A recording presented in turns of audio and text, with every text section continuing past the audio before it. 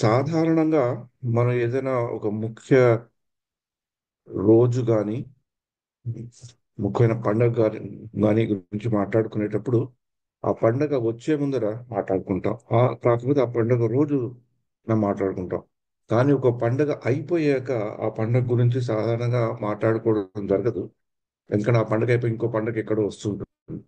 కానీ ఇవాళ నేను ఎందుకు ఈ వైకుంఠ ఏకాదశి ఉత్తర ద్వార దర్శనం గురించి మాట్లాడదలుచుకున్నాను అంటే, ఇది 2 వారాల క్రితం కదా మనకి వైకుంఠ ఏకాదశి అవ్వడం, ద్వార దర్శనం మంది భక్తులు ఎన్నో మందిరాల్లో వెళ్ళి భగవద్ దర్శనం చేసుకోవడం. కానీ ఎన్నో ఏకాదశులు చూసినా, ఎన్నో వైకుంఠ ఏకాదశులు ఇప్పటివరకు మన జీవిత కాలంలో మనం విన్నా, వాటి గురించి తెలుసుకున్నా, ఈ యొక్క వైకుంఠ ఏకాదశి మటుకు ఒక విచిత్రమైన ఆ, సంఘటనతో మొదలైంది. ఎప్పుడు ఎప్పుడు కొన్ని దశాబ్దాలుగా, కొన్ని ఏళ్ల వరకు తిరుమల తిరుపతి దేవస్థానంలో రోజు వారాలుగా వాళ్ళు ఒక్క రోజు కొన్ని లక్షల లక్షల మందికి దర్శనాలు ఏర్పాటు చేసి కార్యదక్షతలో చాలా ప్రసిద్ధి పొందిన తిరుమల తిరుపతి దేవస్థానంలో తిరుమలలో ఉత్తర ద్వార దర్శనం చేసుకోవడానికి వచ్చిన కేవలం కొద్ది 4-5 వేల మంది ఉన్న క్యూలో జరిగిన దుర్ఘటనతో ఎప్పుడు మనం వైకుంఠ ఏకాదశి గురించి తలుచుకున్నా ఆ ఒక సంఘటన మనకు గుర్తొస్తుంది. ఎప్పుడు వైకుంఠ ఏకాదశి అంటే ఇప్పుడు తిరుమల గురించి తలుచుకున్నా, తిరుమలకి వెళ్ళినా కూడా ఆ వైకుంఠ కాంప్లెక్స్ వెళ్ళంగానే కూడా ఈ యొక్క దుర్ఘటన మనకు చూపు అనిపిస్తుంది. ఎందుకు అంటే ఒకటి ఒకటి మనం తెలుగు వాళ్ళం గనక మనకి ఆటోమేటిక్ గా మనందరికీ ఇలవేల్పు మనం అనుకున్నా అనుకోకుండా వెంకటేశ్వర స్వామి. అది కాకుండా తెలుగు వాళ్ళం గనక తిరుమల తిరుపతి దేవస్థానం అనే ఒక వ్యవస్థ కూడా మనతో పాటు ఉండేది. మనకి ఎంతో చాలా దగ్గరగా ఉన్నట్లు అనిపిస్తుంది. అలాంటి సంస్థకు కూడా ఒక మచ్చ లాంటిది రావటం ఈ యొక్క దుర్ఘటన వల్ల. ఈ దుర్ఘటనలో ఎంతో మంది పీడితులు అవ్వడం, కొంతమంది ప్రాణాలను వదలడం, ఎంతో మందికి శారీరకమైన ఇబ్బందులు, బాధలు కలగడం, ఇవన్నీ చూస్తుంటే ఎందుకు ఒక రకమైన బాధ మనసుని పిండేసింది. ముఖ్యంగా ఆ 2-3 రోజులు టీవీలో కానీ చూడటం కానీ, యూట్యూబ్లో చూడటం కానీ, న్యూస్లో చూడటం కానీ, మరి అంత భగవంతుడి దర్శనం చేసుకోవడానికి అంత భక్తితో, ముఖ్యంగా ఉత్తర ద్వార దర్శనం అదే రోజు అక్కడే అలా తిరుమలలో చేసుకోవడానికి వెళ్ళిన భక్తులకి ఎందుకు ఇలా అయింది అంటే, ఉత్తర ద్వార దర్శనం ఏంటి, దాని ప్రాధాన్యత ఏంటి, ఎందుకు వాళ్ళకి ఎలాగైంది అనేది మనకి తెలుసుకునే పరిధిలో లేం. ఎందుకు అలా అయిందంటే అది దైవ ఘటన, అలా అవ్వాల్సింది అలా అయింది.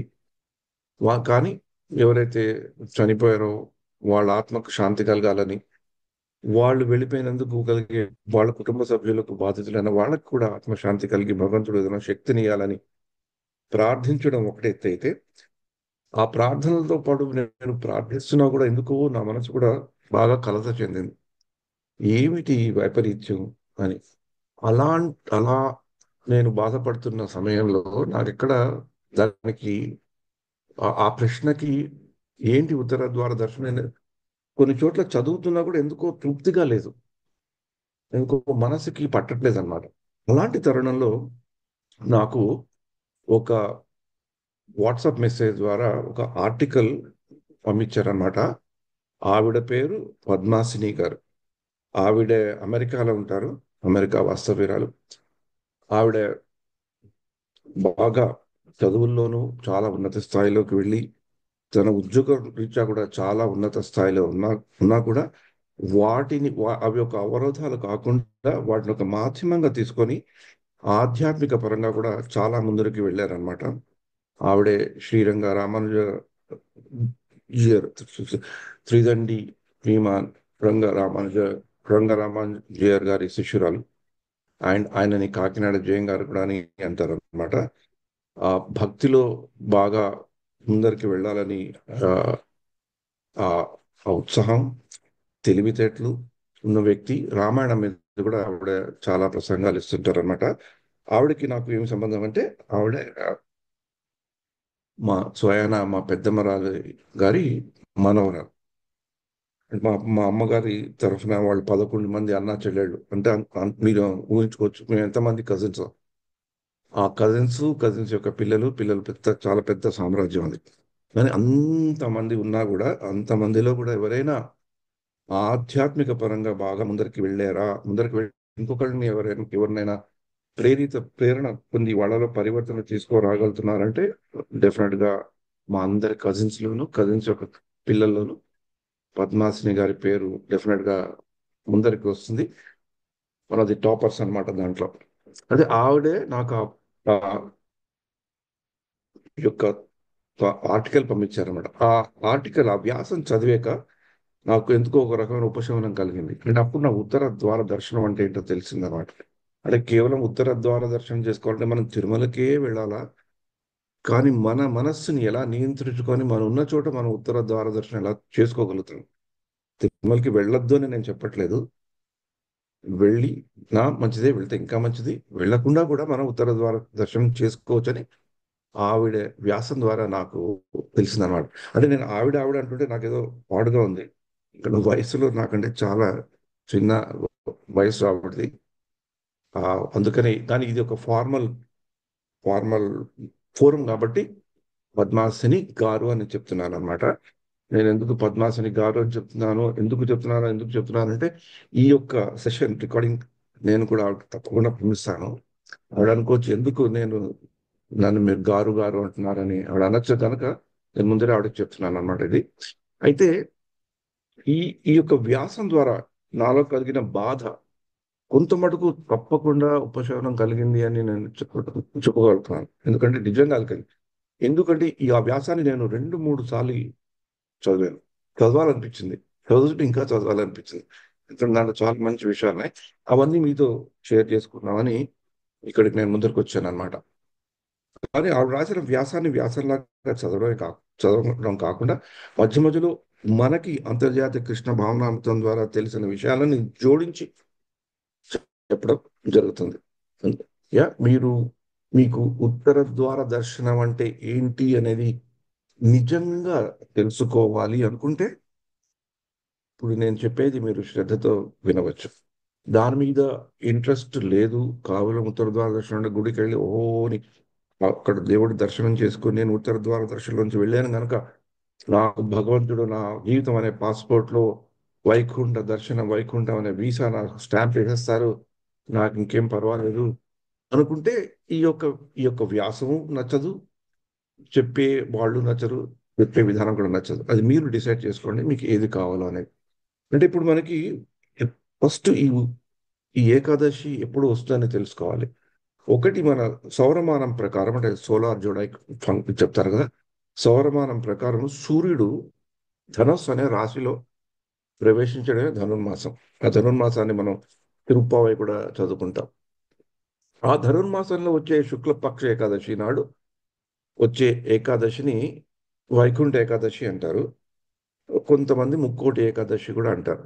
అంటే ఈ రాశి ఏంటి అనేది కూడా మనం తెలుసుకోవాలి. ఎందుకు ఈ రాశిలోనే ఇలా వచ్చింది అని. అంటే మనకి జ్యోతిష్యంలో అంటే ఎస్ట్రాలజీ అంటారు కదా. దాంట్లో మనకి 12 రాశులు ఉన్నాయి చెప్తారు. మేషము, వృషభము, మిథునము, కర్కాటకము, సింహము, కన్య, తుల, వృషిక, ధనుస్సు, మకర, కుంభ, మీన ఇవన్నీ చెప్తుంటారు మనకి. మనం బాగా కొంతమంది మన రాశి ఫలాలు కూడా చూసుకుంటుంటాం. మనకి ఉగాది రాగానే రాశి ఫలాలు చూసుకోవడము, రాశుల ద్వారా ఒక్కొక్క మనిషి ఒక్కొక్క రాశిలో పుడితే ఎలా ఉంటాడని చెప్పడం, అలా చెప్పడం అవన్నీ ఉంటాయి కదా. వాటికన్నిటికీ ఒక ప్రమాణం ఉంది. ఆ ఆ ప్రమాణం గురించి కూడా మనం సార్ తలుచుకుందాం. ఎలా వచ్చింది ఆ ప్రమాణం అనేది. అంటే ప్రతి రాశి చంద్రుడు ప్రయాణించే ఆకాశంలో ఒక నిర్దిష్ట భాగాన్ని సూచిస్తుంది అనమాట. అంటే చంద్రుడు ఇక్కడ ఉంటే ఇది ఈ రాశి అని. అంటే మన వేద జ్యోతిషంలో ఎస్ట్రాలజీలో చంద్రునితో పాటు సూర్యుడు మళ్ళీ మిగతా గ్రహాలు కూడా ఆ రాశిలోని స్థితిని ఆధారంగా తీసుకొని వ్యక్తి యొక్క జన్మ కుండలి అంటాం కదా, దాన్ని విశ్లేషించి అందుకు అనుగుణంగా ముందుగానే ఎదురయ్యే జీవిత సంఘటనను అంచనా వేస్తారు పెద్దలు. ఇది ప్రామాణికంగానే ఉంటుంది. ఇది మంచి విజ్ఞానమే. విజ్ఞానం ఎన్నో తరాల నుంచి వచ్చే విజ్ఞానం. అందుకనే మనం శ్రీల ప్రభుపాల్ వారు లీలామృతిలో కూడా చూస్తాం కదా. శ్రీల ప్రభుపాల్ వారు పుట్టినప్పుడు వాళ్ళ ఫాదర్ గోర్మోహన్ దే ఒక ఎస్ట్రాలజర్ చెప్పడం, జ్యోతిష్ శాస్త్రం చెప్పడం, ఆయన చెప్తారన్నమాట. ఇతను పెద్దగా ఓ మహా వ్యక్తి అయ్యి భగవంతుడి యొక్క నామాన్ని ఎన్నో దేశాలు, దూరంగా ఉన్న ఎన్నో దేశాల్లో ప్రచారిస్తారని. అప్పుడు అంత చిన్న బాలుడికి అంత శక్తి ఎలా ఉంటుంది అని వాళ్ళు అనుకుండొచ్చు. కానీ ఈ జాతకాలు అలా ఉంటాయి అన్నమాట. కొంతమంది అలా ముందర చెప్పగలుగుతారు. అలాగే మనకి శ్రీమద్ భాగవతంలో కూడా తెలుస్తుంది. శ్రీకృష్ణుడు పుట్టినప్పుడు, బలరాముడు ఆవిర్భవించినప్పుడు, శ్రీకృష్ణ ఆవిర్భవించినప్పుడు నందమహారాజు గర్గముని పిలవడం, ఆ గర్గముని వచ్చి కృష్ణుడు నారాయణుడు అలా అని చెప్పడం అవన్నీ మనం చూస్తూనే ఉంటాం. అంటే దీనికి ఎందుకు తెలుసుకోవాలంటే ఈ వైకుంఠ ఏకాదశి, ముక్కోటి ఏకాదశి అని తెలుసుకోవడం మరి వాటికి ఎందుకు అంత ప్రశస్త స్థానం వచ్చింది? ఆ రాశిలో ఉండడం వల్ల వచ్చిన ఏకాదశి కదా ఈ ఏకాదశి. మరి వీటి గురించి ఎవరు రాశారు అయ్యా? ఎవరెవరు చెప్పారు మనకని తెలుసుకుంటే, మనకి ఎవరైనా పెద్దలు, ఇంకొకటి పెద్దలు దీని గురించి చెప్తుంటే నమ్మకంగా ఉంటుంది. అంటే ఆ- పాటగా రాసినవి కావు ఇవన్నీ. మనకి పరాశర మునియే స్వయంగా బృహత్ ప్రసార ఘోర శాస్త్ర అనే గ్రంథం రాశారు ఆయన. ఆయన రాసిన గ్రంథం బట్టి ఈ యొక్క వైదిక పరమైన ఈ యొక్క ఎస్ట్రాలజీ అంటారు కదా, జ్యోతిష్ శాస్త్రం అనేది వెలువడింది. ఆయనే ఈ 12 రాశులు ఉంటాయని, ఆ 12 రాశులు ఇలా తిరుగుతుంటాయని, ఆ తిరిగే ప్రక్రియని బాగా రాశారంట. ఎవరైనా జ్యోతిష్ శాస్త్రం చదువుకుంటారు అంటే మనకి ఆ పరాశర ముని ఇచ్చిన అవి గుర్తొస్తాయి అన్నమాట. మనకి పరాశర ముని అనగానే ఏం గుర్తొస్తుంది? ఎవరికైనా చెప్పగలుగుతారా? పరాశర అనగానే మనకి ఏం గుర్తు రావాలి? ముఖ్యంగా అంతర్జాతీయ కృష్ణ భావనామృతంలో ఉన్న వాళ్ళకి ఎవరైనా చెప్తారా?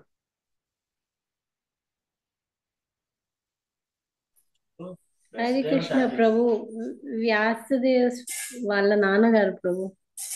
Very good. వ్యాసదేవుల వారు. భాగవతంలో. వ్యాసదేవుల వారి నాన్నగారు అంటే వ్యాసదేవుల వారి నాన్నగారు అయితే, అదే కాకుండా పరాశర ముని విష్ణు పురాణంలో భగవంతుడు ఎవరు అని ఒక డెఫినేషన్ ఇచ్చారు. అది శ్రీల ప్రభుపాద వారి వల్ల మనకి దొరికింది. ఐశ్వర్యస్య సమగ్రస్య వీర్యస్య యశస్య శ్రియ జ్ఞాన వైరాగ్యో చైవ సన్నం భాగ ఇతింగణ.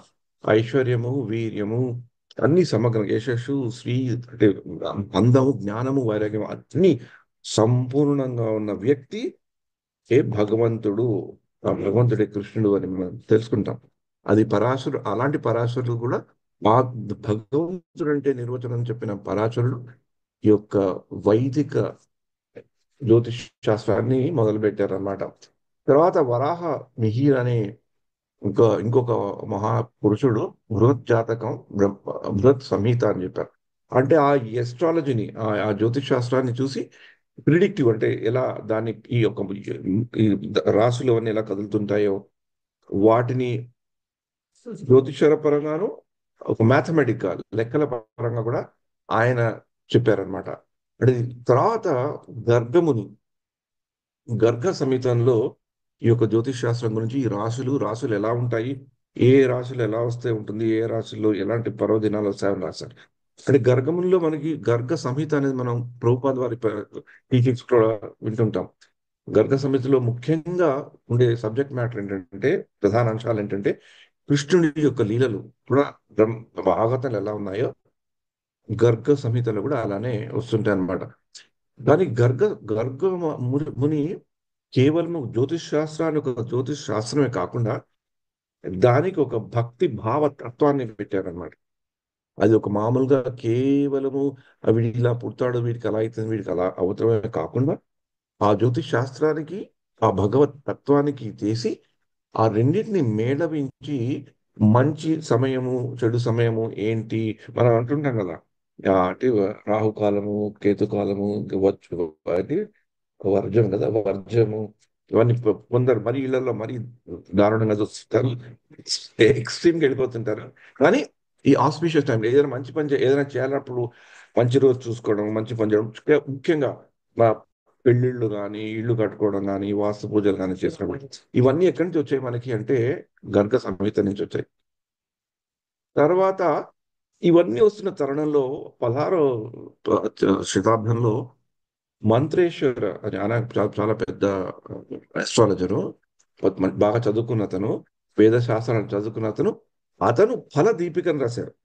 మొదట పరాశరముని ఈ జ్యోతిష్ శాస్త్రాన్ని మనకి పెడితే గర్గముని వచ్చి దాన్ని దానిలో భక్తి తత్వం పెట్టి ఈ మంచి సమయం ఆ సమయం మంచిది కాదు అని చెప్తే దానికి అనుసరించి ఫలం ఎలా ఉంటుంది, రిజల్ట్స్. అంటే మనకు చెప్తుంటారు కదా, ఈ రోజు ఇలా చేస్తే ఇలా అయిపోతుంది అలా అయిపోతుంది అని. అది ప్రవేశపెట్టింది, ఆ సైన్స్ ప్రవేశపెట్టింది ఫలదీపిక. తర్వాత కళ్యాణవర్మ అని ఇంకొక చాలా పెద్ద జ్యోతిష్ శాస్త్రులు దాన్ని ఇంకా పెంపొందించి మనకు ఆ ఫలితాలు ఎలా ఉంటాయి, ఆ ఏ ఫలితం వస్తే మన మన మన జన్మకుండలలో ఏ రాశి ఎక్కడుంటే ఆ ఫలితాలు ఎక్కడుంటాయని అది కూడా చెప్పారు అన్నమాట. అలాగే భృగుముని కూడా ఈ జ్యోతిష్ శాస్త్రం గురించి చెప్పి, భృగుముని ఏం చేశారంటే ఈ పామ్ లీవ్ ప్రిడిక్షన్స్ అంటే మన ఈ తాళపత్రాల మీద రాసి చూపెడతారు కదా. ఇప్పుడు మనం ఇప్పటికీ కొన్నప్పుడు ఊళ్ళలో చూస్తుంటే చిలక జోషం మా చిన్నప్పుడు చాలా పాపులర్ గా ఉండేది. ఇప్పుడు మొన్న 3 వారాల క్రితం నేను బృందావనం వెళ్తే అక్కడ కూడా చూశాను చిలక దోషం చెప్పేవాళ్ళు. మొన్న హైదరాబాద్ లో కూడా చూశాను, ఆ స్వర్ణగిరికి వెళ్ళినప్పుడు. చాలా ఇంట్రెస్టింగ్ ఉంటుంది, కానీ ఇప్పుడు అది గవర్నమెంట్ కూడా బ్యాన్ చేసిందని విన్నాను. కానీ అప్పుడప్పుడు వాళ్ళు కనబడుతుంటారు. ఇది అంటే ఒరిజినల్ గా చెప్పింది. కానీ మనకి ఇవన్నీ మనకి ఇప్పుడు చూస్తుంటే ఈ కాలంలో చాలా వికృత రూపంలో కనబడతాయి. ఎందుకంటే శ్రీల ప్రభుపాద వారు దీని గురించి ఏం చెప్పారంటే సైన్స్ ఇస్ పెర్ఫెక్ట్. ఎందుకంటే చెప్పిన వాళ్ళు గర్గముని, భృగుముని, పరాశరముని వీళ్ళైతే వాళ్ళు తప్పు చెప్పారు కదా. Science is perfect but the current day scientists are not perfect. They are good, maybe lot of them are good but they are not perfect.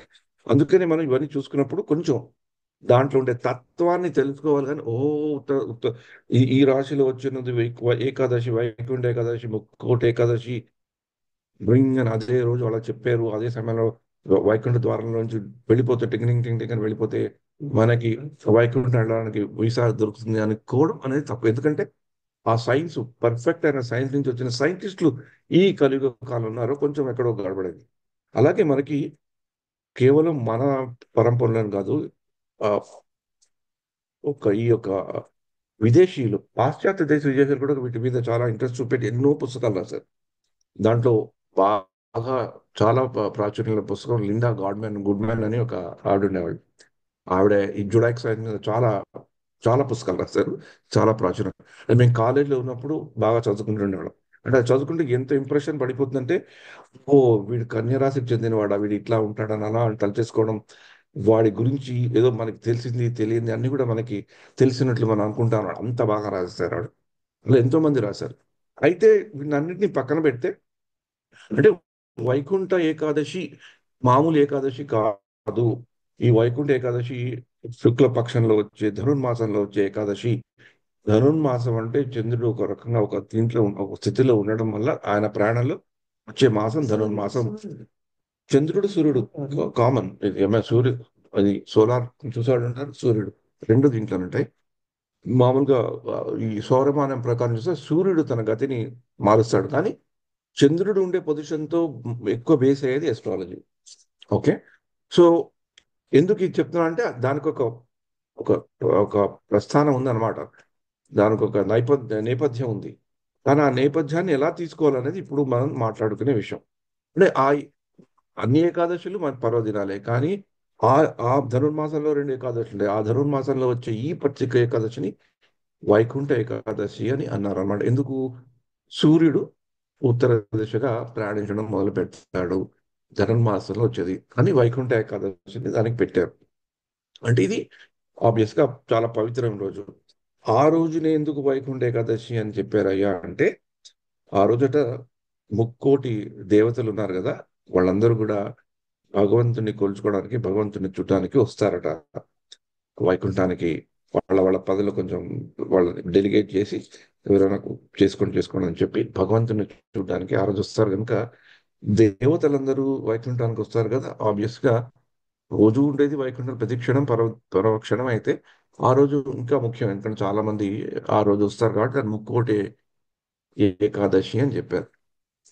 మరి ఆ రోజు ఇంకా దానికి ఏమైనా విశేషం ఉందా అంటే, లోక కళ్యాణార్థం కోసం శ్రీమన్నారాయణుడు తన యోగ నిద్రలోంచి లేచిన రోజు. అంటే యోగ నిద్ర అంటే ఆయన ఏదో మళ్ళాగా పడుకొని టంగని లేవటం అని కాదు. యోగ యోగం అంటే కనెక్షన్ కదా. యోగం అంటే లింక్, ధర్మం అంటే కనెక్షన్. యోగ నిద్ర అంటే ఆయన మెడిటేషన్ లో ఉన్నారట. ఆ మెడిటేషన్ లో ఉంటే ఆ అలా యోగంలో కూర్చుని నిద్ర నిద్ర అంటే అక్కడ ఏంటంటే ఆలోచిస్తున్నారు. ఆయన బాగా అలా ధ్యానంలో ఉంటూ ఆలోచిస్తున్నారు. ఏం ఆలోచిస్తున్నారు? ఇప్పుడు నేను లేచాక, నా కింద లేచాక జీవులందరికీ వారి వారి కర్మలకు తగినటువంటి ఫలితాలు అనుభవించడానికి తగిన శరీరాలు ఇవ్వడానికి చేసే ఆలోచన యోగ నిద్ర అంటారు అనమాట. ఆయన అంతా ఆలోచిస్తున్నాను అనమాట. ఓకే, ఇంతవరకు అయింది, ఏదో అయింది, మళ్ళీ నేను పడుకొని యోగ నిద్రలో లేసరికి ఇలా ఇలా అవ్వాలి అని ఆ ప్రణాళిక వేస్తున్నారు. ఆ లేచే ప్రణాళిక అంత అయిపోయింది కదా, ఆ ప్రణాళిక ఏంటో అది తెలుసుకోవడానికి వీళ్ళందరూ వెళ్ళారన్నమాట. ముక్కోటి దేవతలు. మనకి ముక్కోటి దేవతలు అనగానే ఘంటసాల గారి పాట గుర్తొస్తుంది. ముక్కోటి దేవతలు ఎక్కడున్నారు, చక్కని పాపను ఇక్కడి నుంచి ఒక్కటైనారు, చక్కని పాపను ఇక్కడి ఉంచారు అని అని వేడుకుంటూ, భగవంతుని వేడుకుంటూ మన కష్టాలన్నీ తీర్చేది అతనే అని చెప్తారు. అంటే అందుకనే ఒకటి ఒకటి చంద్రుడు ఒక పరిస్థితిలో ఉండడం, సూర్యుడు ఉత్తరాయణంకి వెళ్ళటం, ఇది ధనుర్మాసంలో రావటం, దాన్ని పెద్దలు వైకుంఠ ఏకాదశి నాడు, ఎందుకంటే వైకుంఠానికి వీళ్ళందరూ వచ్చారు, భగవంతుడు నిద్ర లేచాడు కనుక ఇది ఈ పర్వదినం చాలా ప్రత్యేకత. కానీ ఈ పర్వదినం ఇంకొక ప్రత్యేకత అంటే ఉత్తర ద్వార దర్శనం. అంటే భగవంతుడిని ఉత్తర ద్వారా పరమాత్మని దర్శనం చేసుకోవడం. అంటే మనకి మామూలుగా గుళ్ళల్లో కూడా రెండు మూడు రకాల డైరెక్ట్లు ఉంటాయి కదా, గదులు, ద్వారాలు. మన పెద్ద పెద్ద ఏ మందిరాల్లో చూసుకున్నా అన్ని ద్వారాలు ఉంటాయి. ఉత్తర ద్వారాలు, దక్షిణ ద్వారం అలా ఉంటాయి. 99% సర్వసాధారణంగా గుళ్ళన్నీ ఉత్తర ద్వారంలోనే ఉంటాయి. కేవలం కొన్ని ఎక్సెప్షనల్ టెంపుల్స్, ఎలాగైతే శ్రీరంగం అలాంటి తప్పించి ప్రధాన ద్వారం ఉత్తర ద్వారంలో ఉండే శ్రీరంగంలో. దాని కాకపోతే సాధారణంగా ఉత్తర ద్వారంలో ఉంటుంది. అందుకనే ఇల్లు కూడా ఎవరైనా కట్టుకున్నప్పుడు ఉత్తర దిశలో ఉందా లేదా అని అనుకుంటారు. అంటే మరి ఉత్తర ద్వారం అంటే ఏంటి? ఇది ముఖ్యం. ఇందాక నేను చెప్పాను కదా, ఉత్తర ద్వార దర్శనం అంటే ఇంజన్ వెళ్ళిపోయి టెంపుల్లోకి గుళ్ళోకి వెళ్ళి ఉత్తర ద్వారంలోంచి ప్రవేశించి అక్కడ దర్శనం చేసుకోవడమే కాకుండా, మనకు ఆ ఉత్తర ద్వారం, ఉత్తరం అంటే ఏంటి అనేది తెలుసుకుంటే అప్పుడు మన ఇంట్లో ఉంటూ ఉంటూ కూడా భగవంతుని తలుచుకుంటూ ఆ ఉత్తర ద్వార దర్శనం చేసుకునే అవకాశం ఉంది. ముఖ్యంగా ఆ ఉత్తర ద్వార దర్శన అనే జ్ఞానాన్ని మనం శ్రీల ప్రభుపాద్ వారు అంతర్జాతీయ కృష్ణ భావనామృతంలో చెప్పిన విశేషాలతో అన్వయించుకుంటే అది ఇంకా బలపడుతుందన్నమాట. అంటే పరమాత్మని ఇక్కడ వాళ్ళు మామూలుగా వాడతారు, కానీ మనం అంతర్జాతీయ కృష్ణ భావనామృతంలో భగవంతుడు అని పదాన్ని వాడతాం. అంటే పరమాత్మ కూడా ఉన్నాడు, మన అందరిలో ఉండేది పరమాత్మ, కానీ భగవంతుడు వేరు కనుక మనం ఇక్కడ భగవంతుడి గురించి మాట్లాడుతున్నాం కనుక భగవంతుణ్ణి జ్ఞానంతో గలగడమే దాని అర్థం. అంటే ఉత్తర ద్వారంలో వెళ్ళటం అంటే భగవంతుని మనం జ్ఞానంతో దర్శించడం. ఆ జ్ఞానంతో అంటే అజ్ఞానంతోనూ మోహంతోనూ కర్మలతో మనం పరమాత్మని దర్శించలేమని తెలుసు. అంటే జ్ఞానం ద్వారానే పరమాత్మను దర్శించుట అనే దానికి సంకేతమే ఉత్తర ద్వార దర్శనం. అంటే మనం భగవంతుని ఎలా చూడాలి, ఏం ఏం చేస్తే మనం భగవంతుని చూడగలుగుతాం, ఏం చేస్తే భగవంతుడు మనని చూస్తాడు అనేది ఉత్తర ద్వార దర్శనం. దీనికి సింపుల్ గా చెప్పుకోవాలంటే మనకి అంతర్జాతీయ కృష్ణ భావనామృతంలో మొదటి తరగతి నుంచి కూడా దర్శనము అంటే దానికి అర్థం చాలా చక్కగా చెప్తారు. మామూలుగా సర్వసాధారణంగా ఇప్పుడే ఇందాకలే ఆ, రేవతి మాతాజీ అంటే మీ రేఖా మాతాజీ, దామోదరి మాతాజీ గుడికి వెళ్ళారు. వాళ్ళ గుడికి వెళ్ళాక నేను వాళ్ళని ఇంకొక అక్కడ షాపింగ్ మాల్ దగ్గర కలిసి వాళ్ళని తీసుకురావడం జరిగింది. కారులోకి ఎక్కగానే మాకు దర్శనం బాగా అయిందన్నారు. ఇది సర్వసాధారణంగా మనం చెప్పుకుంటాం. దర్శనం బాగా మనకు అవ్వడం ఏంటి? ఏదో మనం భగవంతుడి మూల విగ్రహం చూసేసి మనకి దర్శనం అవుతుంది అనుకుంటామే, అది కేవలం కల్లా. దర్శనం అంటే భగవంతుడు మన ఎలా చూశాడు, మనం భగవంతుడి ముందరికి వెళ్ళినప్పుడు మనకి ఏ అనుభూతి కలిగింది, మన మన తప్పులన్నీ మనకి గుర్తొచ్చి క్షమాపణ వేడుకుంటున్నావా, అవన్నీ మర్చిపోయి ఏం తప్పులు చేసినా మనకి ఏది కావాలి అది అని కోరుకుంటున్నావా, మనకి ఆ దర్శనం బాగా అందంగా ఆనందంగా అనిపించిందా అని, అది బాగా బాగా ఉంది, దర్శనం బాగా అయింది అనుకోవడం, అలా ఆ ఆలోచన రావడమే, మన ఆలోచన రావడం ఒకసారి ఆగాలన్నమాట. భగవంతుడు ఎప్పుడైతే మనని చూస్తాడో, ఆ భగవంతుడు మనని చూసినప్పుడు మనకి ఏదైనా అద్వితీయమైన అనుభూతి కలిగిందో అప్పుడు మనం అనుకోవచ్చు, అరే బాప్రే మనకి దర్శనం బాగైందని. అంటే భగవంతుడికి నచ్చింది అనమాట మనం రావటం. లేకపోతే భగవంతుడికి నచ్చినట్లే. 99% నేను అట్లీస్ట్ ఎన్నిసార్లు వెళ్ళినా భగవంతుడికి డెఫినెట్ గా నచ్చుతుందని నాకు తెలుసు కాబట్టి నాకు దర్శనం బాగైందని ఎప్పుడు సాధారణంగా సర్వసాధారణంగా నేను చెప్పుకోను. ఎందుకంటే మనలో భగవంతుడి దగ్గరికి వెళ్ళినప్పుడు మనకు తెలుసు, భగవంతుడు మనని చూస్తే మనలో ఏం చూస్తాడు, ఏం చూడగలడు అనేది తెలుసు. కాబట్టి అంటే ఇది చాలా పెసిమిస్టిక్ గా, తప్పుగా తీసుకోకండి. దీని అర్థం తెలుసుకుంటే దర్శనం నేను చూసింది కాబట్టి నేను ఎంత బాగా చూశాను అనేది కాదు, భగవంతుడు నేను నన్ను ఎలా చూశాడు అనేది మనం తెలుసుకుంటే, అరే నేను వచ్చేసారి భగవంతుడి దర్శనానికి వెళ్ళినప్పుడు ఏదైనా కొంచెమైనా నాలో పరివర్తనలో మార్పు కలిగి ఒక మంచి దిశలో నేను వెళ్ళాలి అని భగవంతుడి దగ్గరికి మనం వెళ్తే, ఆయనకి నమస్కరిస్తే, అది ఉత్తర ద్వార దర్శనం అవుతుంది. ఉత్తర ద్వారం నుంచే వెళ్ళాలని కాదు, ఆ జ్ఞానం అనేది మనకి రావాలి. అది ముఖ్యమైనది. అంటే ఇంకొకటి, ఉత్తరాధార దర్శనానికి ఇంకొక పాపులారిటీ వచ్చింది అంటే, ఒకటి జ్ఞానంతో భగవంతుని దర్శించేది ఉత్తర ద్వార దర్శనం. ఉత్తరం జ్ఞానానికి సంకేతం. ఇంకా మనకు శ్రీమద్ భాగవతంలో కూడా చూస్తుంటాం కదా, ఎ- ఈ ఋషులు కానీ ఏదైనా సన్నివేశాలు అయినప్పుడు ఉత్తర ద్వారం, ఉత్తర దిశగా వెళ్ళారు అంటారు. మనకి విదురుడు ధృతరాష్ట్రం దులిపేసి ఆయన ఇంకెక్కడెక్కడ హస్తినాపురంలో వెళ్ళు అంటే మనకి భాగవతంలో వస్తుంది ఉత్తర దిశగా వెళ్ళారు అని. ఉత్తర దిశ అంటే అది ఆ రోజుల్లో హిమాలయాలు అవి ఉన్నాయి, అవి కూడా ఉండొచ్చు, గంగా యమున అవన్నీ కూడా అక్కడి నుంచే వస్తాయి. కాబట్టి ఉత్తర దిశలో వెళ్ళి అక్కడ ధ్యానించుకోవడం అనేది జ్ఞాన సముపార్జనకి చాలా అనుకూలమైన ప్రదేశం. అలాగే మనకి ఇప్పుడు రామాయణంలో ఇక్కడ చూసిన అయోధ్య అన్ని ఉత్తరంలోనే ఉన్నాయి కదా. మరి ఆ దక్షిణంకి వచ్చాడంటే కొంచెం అజ్ఞాన పరిస్థితి అనే కదా, అక్కడ కొట్టి దక్షిణంలో అజ్ఞానాన్ని తీసేసి మళ్ళీ ఆయన ఉత్తర దిశగా వెళ్ళారు. So it's very interesting thing. అది ఉత్తరానికి ఒక జ్ఞానంకి ఒక సంఖ్య, ఒక అవినాభావ సంబంధం. ఇంకొక అర్థం మనకి బాగా నచ్చే అర్థం అండి ఇది. ఇంకో అర్థం ఏంటంటే, ఉత్తరానికి అధిపతి కుబేరుడు. వావ్, కుబేరుడు అనగానే మనకేంటి, ధనాధిపతి, ధనం గుర్తొస్తాయి కదా. అందుకని ఇక్కడ వాస్తు శాస్త్రం కూడా చాలా ప్రామాణికమైన శాస్త్రం. కానీ ఈ రోజుల్లో కలియుగంలో అన్ని కల్తీ అయినట్లు వాస్తు శాస్త్రం కూడా కొంచెం బాగానే కల్తీ అయిందని తెలుసుకోవాలి. కానీ కల్తీ అయినప్పుడు అందరికీ ఒక వాస్తు మీద చాలా పట్టు ఉన్నట్టే తెలుస్తుంది. ప్రతి ఒక్కళ్ళు వాస్తు గురించి మాట్లాడతారు, అది వెరీ ఇంట్రెస్టింగ్. అందరికీ వాస్తు బాగా తెలుసు అనుకుంటారు, అది చాలా చాలా ఇంట్రెస్టింగ్. అయితే ఇంటికి వెళ్ళగానే చూస్తారు ఆవిడ ఉత్తర దిశగా ఉందా, నార్త్ ఈస్ట్ లో ఉందా, ఆగ్నేయం కదా, నార్త్ ఈస్ట్ అంటే ఆగ్నేయంలో ఉందా అని చూస్తుంటారు కదా. ఎందుకు? ఆ ఉత్తర దిశలో ఉంటే భగవంతుణ్ణి జ్ఞానపదంగా దర్శించాలని కాదు. ఎలాగైతే ముక్కోటి దేవతలు ఉత్తర ద్వార దర్శనం చేశారో, ఉత్తర ద్వారం నుంచి వెళ్ళి భగవంతుని దర్శనం చేశారు, అది కొంచెం పక్కన పెట్టేస్తాం అన్నమాట. అరే ఉత్తరంగా ఉంటే కుబేరుడు ధనాధిపతి, మనకి ధనం వస్తుంది, అందుకని మన ఇల్లు ఉత్తర దిశగా ఉండాలి, ఓ ద్వారం అయినా పెట్టుకోవాలి, లేకుంటే కూడా ఫోర్స్ కైనా చేసి పెట్టుకోవాలి అనే దీంట్లో ఈ వాస్తవం చాలా చాలా బాగా పైకి వచ్చింది కదా.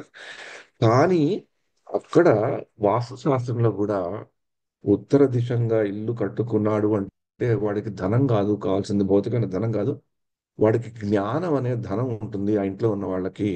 ఎందుకంటే లౌకిక ధనం వాస్తుశాస్త్ర ప్రకారం వచ్చినా కూడా అది చాలా అశాశ్వతం. కానీ జ్ఞాన ధనం అనేది శాశ్వతమైనది కనుక, ఉత్తర దిక్కుతో నుండి చూడడం కానీ మన ఇల్లు ఉత్తర దిక్కుతో ఉంటే, అంటే జ్ఞానంతో భగవంతుని చూసే అవకాశాలు మనకి వస్తాయి అని చెప్పడం అన్నమాట.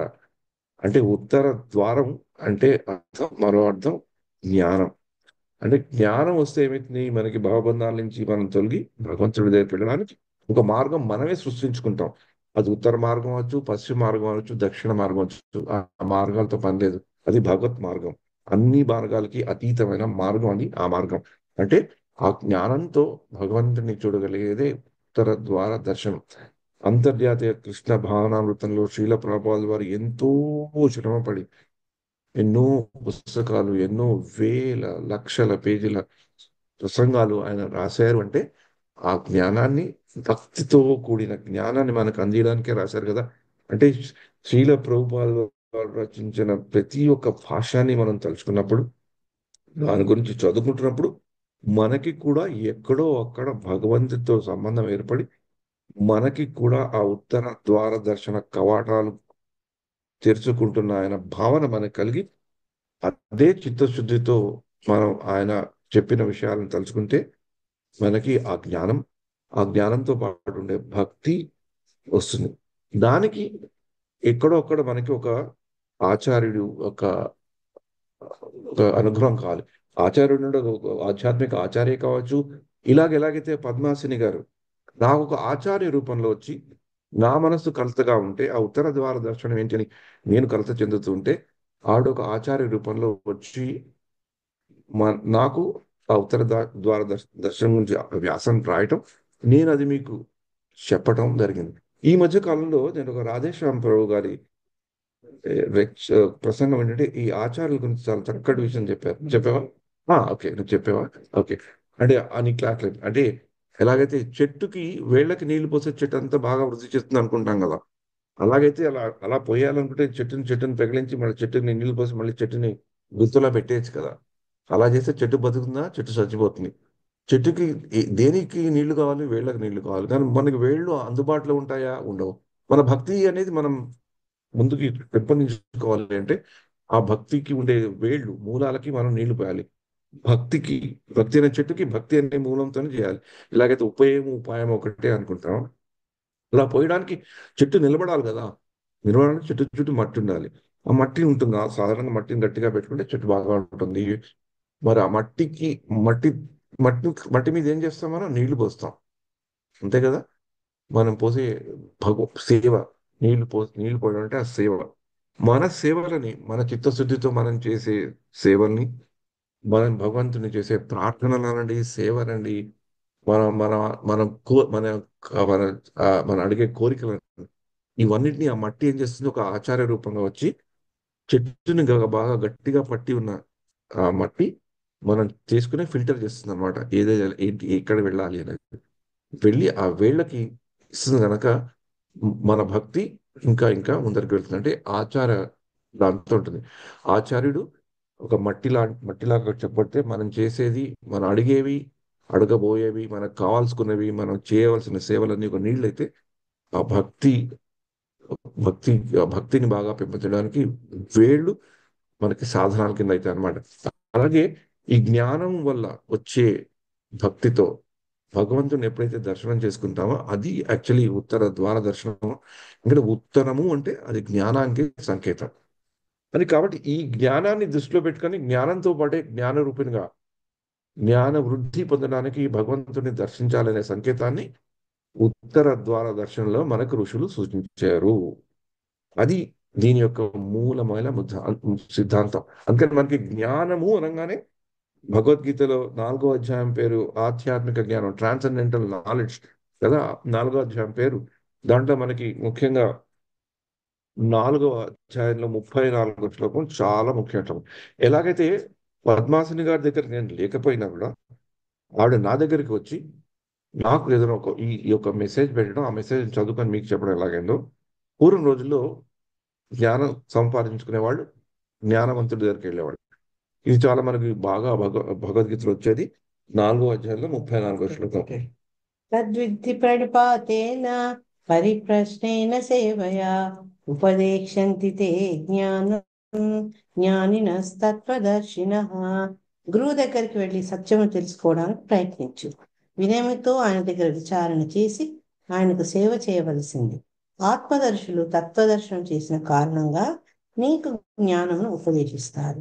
హరే కృష్ణ. నెక్స్ట్ ఆ, యజ్ఞాత్వా నా పునర్మోహం ఏవం యాస్యసి పాండవ ఏన భూతాన్యశేషాణి రక్షస్యాత్మన్యథో మయి. ఆత్మదర్శి అయిన మహాత్ముని నుంచి నిజమైన జ్ఞానం పొందినప్పుడు నీవు తిరిగి ఇటువంటి మోహంలో పడవు. ఎందుకంటే ఆ జ్ఞానం ద్వారా నువ్వు జీవులందరినీ పరమాత్ముని అంశాలుగా, అంటే నా వారిగా చూడగలుగుతావు. హరే కృష్ణ. ఇది మనకి భగవద్గీతలో జ్ఞానం గురించి చెప్పారు అన్నమాట. ఈ జ్ఞానం సంపాదించుకుంటే భక్తి అనేది ఆటోమేటిక్ గా వస్తుంది. అలాగే మనం శ్రీమద్ భాగవతంలో కూడా చూస్తాం. సనక కుమారులు అంటే సనందనాథులు విష్ణుమూర్తి దగ్గరికి వెళ్ళాలని వెళ్తారు కదా. అక్కడికి వెళ్తుంటే అక్కడ వాళ్ళు కూడా ఉత్తర ద్వారం నుంచి వెళ్తుంటారు. వాళ్ళకి ఉత్తర ద్వారం దగ్గర జ్ఞానవంతులు కదా. కానీ అక్కడ వాళ్ళకి ఉత్తర ద్వారంలో కొంచెం అవరోధాలు ఏర్పడతాయి. విజయుల ద్వారం భటులు వాళ్ళని అడ్డుకుంటారు. ఇది తెలిసిన కథ అంతా మనకు తెలిసింది. తర్వాత వాళ్ళు అడ్డుకోవడము, వాళ్ళు ఏం చేస్తారు? అరే మమ్మల్ని ఆపేస్తారా అని హక్కని వాళ్ళని ఏదో చెప్తారు. వాళ్ళు డింగ్ అని వైకుంఠం నుంచి ఆ కిందకి వచ్చేయడం జరుగుతుంది. దాంట్లో వదిలించారు పరమాత్మ. ఏమైంది అని అప్పుడు భగవంతుడు రావడం, వాళ్ళతో సంప్రదించడం అన్ని జరుగుతాయి. అంటే దీంట్లో ఉన్న అంతరార్థం ఏంటంటే పరమాత్మని అంటే భగవంతుణ్ణి తెలుసుకోవాలన్నప్పుడు చేరుకోవాల్సిన చేరుకోవాల్సిన గుణం సత్వగుణం. భావయత్వేన సత్వేన లోకాన్ వై లోక భావన లీలా అవతారనులతో దేవతిర్య నరాధిషు. అంటే శ్రీమద్ భాగవతంలో మొదట నైమిషారణ్యంలో ఋషులు సుత గోస్వామి ప్రశ్న అడుగుతున్నారు, 6 ప్రశ్నలు అడుగుతారు. దాంట్లో ఒక ప్రశ్న భగవంతుడు ఎందుకు వచ్చాడు అని అడుగుతారన్నమాట. దానికి ఎన్నో శ్లోకాలకు సమాధానాలు ఉన్నాయి. భగవద్గీతలో కూడా ఎన్నో శ్లోకాల సమాధానం. ఒక సమాధానం ఏంటంటే భావయుతమైన సత్వం అంటే సత్వగుణంలో ఉన్న వాళ్ళని డింగ్ అని సత్వగుణంలో ఉన్న వాళ్ళని కరెక్ట్ అని పట్టుకొని తన దగ్గరికి తీసుకోవడానికి భగవంతుడు వస్తాడు. అలా చేయడానికి భగవంతుడు మామూలుగా భగవంతుగానే రాకుండా ఎన్నో విధాలుగా కూడా వస్తాడు. అన్ని అన్ని మన్నే కాదు, మనుషులనే కాదు, మిగతా అన్ని జీవరాశులకి అధిపతి అయిన ఆయన సత్వగుణంలో ఎవరెవరు ఉన్నారని వాళ్ళని తీసుకువెళ్ళడానికి వస్తాడు అన్నమాట. అంటే అంటే మనం భగవంతుడి దగ్గరికి వెళ్ళడానికి మనకు సత్వగుణం కావాలి. అందుకని శ్రీల ప్రభుపాల్ వారు కూడా భగవద్గీత యథార్థ బుక్ లో మనకి చాలా చోట్ల ఈ త్రిగుణాల గురించి టీకాలు రాయడం ఆయన పర్పోర్ట్స్ లో ఉంటాయి. మనకి సత్వగుణము, రజోగుణము, తమో గుణము చాలా మనం కూడా వాటి గురించి మాట్లాడుతుంటాం. కానీ మనం ఆ కానీ మనం పరమాత్మను చేరుకోవడానికి అడుగునేవి రజస తామస గుణాలు. అలాగే ఇందాక చెప్పాను కదా, మనం భగవంతుని దర్శించడానికి వెళ్ళినప్పుడు మనలో ఉండేవి రజస గుణము, తమస గుణం కదా. మరి అలా ఉంటే నేను భగవంతుని దర్శించాను అనుకోవడం, మన ఫెంటాస్టిక్ దర్శనం అయింది అనుకోవడం చెప్పుకోవచ్చు, సర్వసాధారణంగా చెప్పుకోవడం తప్పులేదు. కానీ దాంట్లో ఉండే అంతర్భావాన్ని కొంచెం తెలుసుకుంటే మంచిదని నేను చెప్తున్నాను. నేనేం విమర్శించట్లేదు, మీరు తప్పకుండా చెప్పుకోండి. భగవంతుడి దర్శనం గుడికి వెళ్ళినప్పుడు మీకు బాగా అనిపిస్తే దర్శనం బాగైందని చెప్పట్టుకోండి. కానీ ఒకసారి అలా అనుకుంటే ఇది కూడా కొంచెం గుర్తుపెట్టుకోండి. అది కరెక్టా కాదా, భగవంతుడు నన్ను చూసాడా చూడలేదా, నాలో ఎంత రజస తమ గుణం ఇంకా ఎన్ని ఉన్నాయి అని తెలుసుకుంటే. అంటే ఇదే కథాపరంగా ఆ సత్వగుణమైన సనందులు భగవంతుడిని చూడడానికి వెళ్తుంటే ద్వారం దగ్గర ఉన్న జయవిజలని అనే రజస తమ గుణాలు అడ్డుకున్నాయి. రాజశ్రీ రాజస తామస గుణాలు అడ్డుకున్నాయి. వారిని భూమి మీద పడడం అంటే వాటిని దూరంగా వదులుకునేసరికి భగవంతుడే లేచి బయటకు వచ్చి వీళ్ళకి దర్శనం ఇచ్చాడట. అంటే ఉత్తర ద్వార దర్శనంలో మనం భగవంతుని జ్ఞానపదంగా భక్తితో భగవంతుని దర్శించాలంటే వీటి నుంచి కొంచెం మనం దూరంగా ఉండాలి.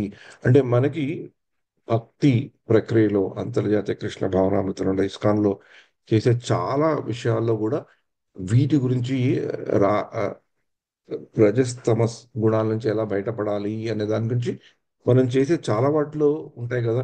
జపం చేసుకోవడం దగ్గర నుంచి, కొంచెం పొద్దున్నే లేచి భగవంతుడి సేవ చేసుకోవడం దగ్గర నుంచి, మనం తినే పదార్థాలు ఎలా ఉండాలి, అండ్ పదార్థాలని భగవంతుడికి ఎలా అర్పించాలి, ఇవన్నిటివి ఎందుకు ఈ రజస్సు తమస్ గుణాలు తగ్గుతుంటే సత్వగుణం మనలో ఎక్కుతుంటే మనం భగవంతుడి దగ్గర అవుతుంటే మనకి కూడా భగవంతుడిని చూసుకున్నప్పుడు ఆ ఉత్తర ద్వార దర్శనం అనేది మనం ఎక్కడున్నా సరే తిరుమలకే వెళ్ళక్కర్లేదు, ఇక్కడి నుంచి కూడా కొంచెం దాన్ని అనుభవించవచ్చు.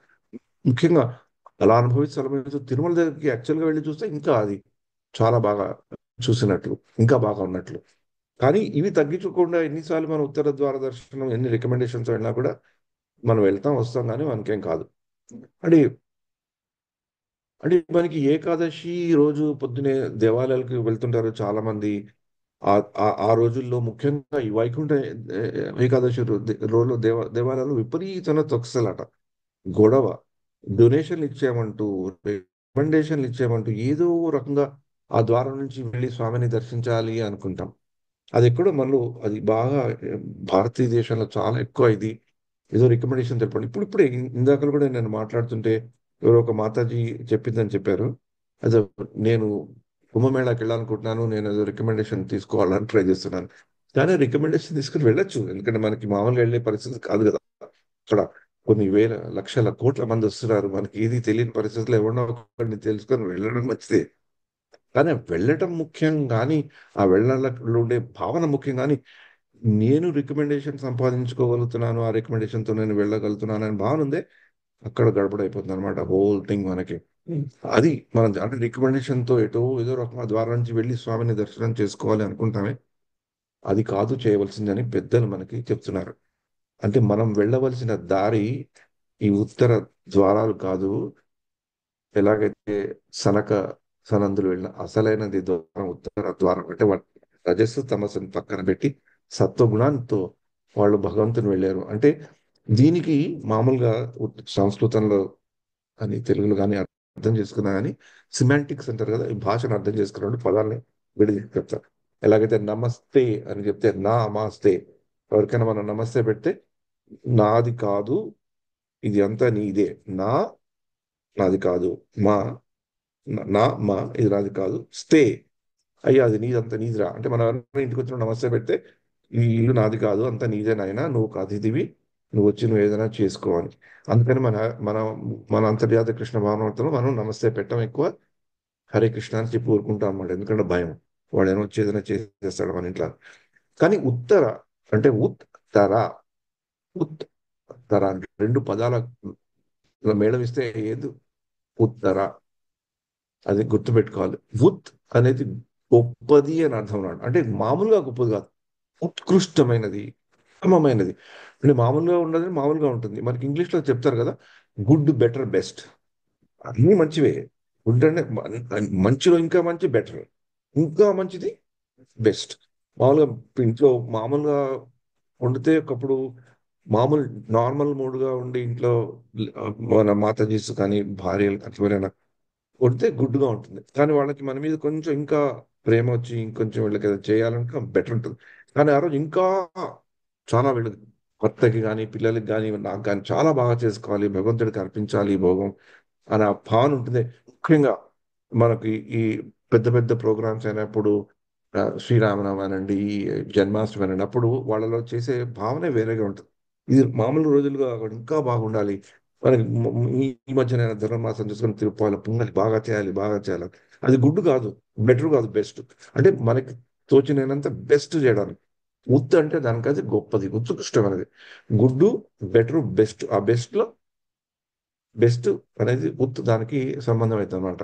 అంటే దాన్ని ఇంకొక దాంతో పోల్చలేము అనమాట, అంత అంత బెస్ట్ గా ఉంటుంది అనమాట. మనం ఈ సృష్టిలో అన్ని గొప్ప గొప్పవి అనుకుంటాం కదా, వాటన్నిటికంటే గొప్పద అనటమే ఉత్తర అనే దానికి మనకి అర్థం అన్నమాట. అంటే అన్నిటికంటే గొప్పది అంటే భగవద్ దర్శనం. దేని ద్వారా అయితే మనం భగవంతుని చేరుకుంటామో అది ద్వారం. ద్వారం, రూట్, గమ్యం అది. ఏ ద్వారం అయితే మనం చేసుకుంటాం, ఎలాగైతే తిరుప్పావేలో కూడా చూసాం కదా, ఆండాళ్ గోష్ఠి అంతా వచ్చి టకాటక భగవంతుడి తలుపు కొట్టడం, ఆ ద్వారం అది ఉత్తర ద్వారం. ఇక్కడ ఆండాళ్ళ తని మేము ఉత్తరం నుంచి వచ్చామా, దక్షిణం దగ్గర నుంచి వచ్చామా, పశ్చిమ నుంచి వచ్చామా అనేది కాదు, ఉత్తర ద్వారం అది. అంటే గోదాదేవి చెప్పింది ఇదే. జ్ఞానం భక్తితోనే భగవంతుడిని దర్శించడానికి తెలుసుకునే ప్రయత్నమే ఉత్తరం.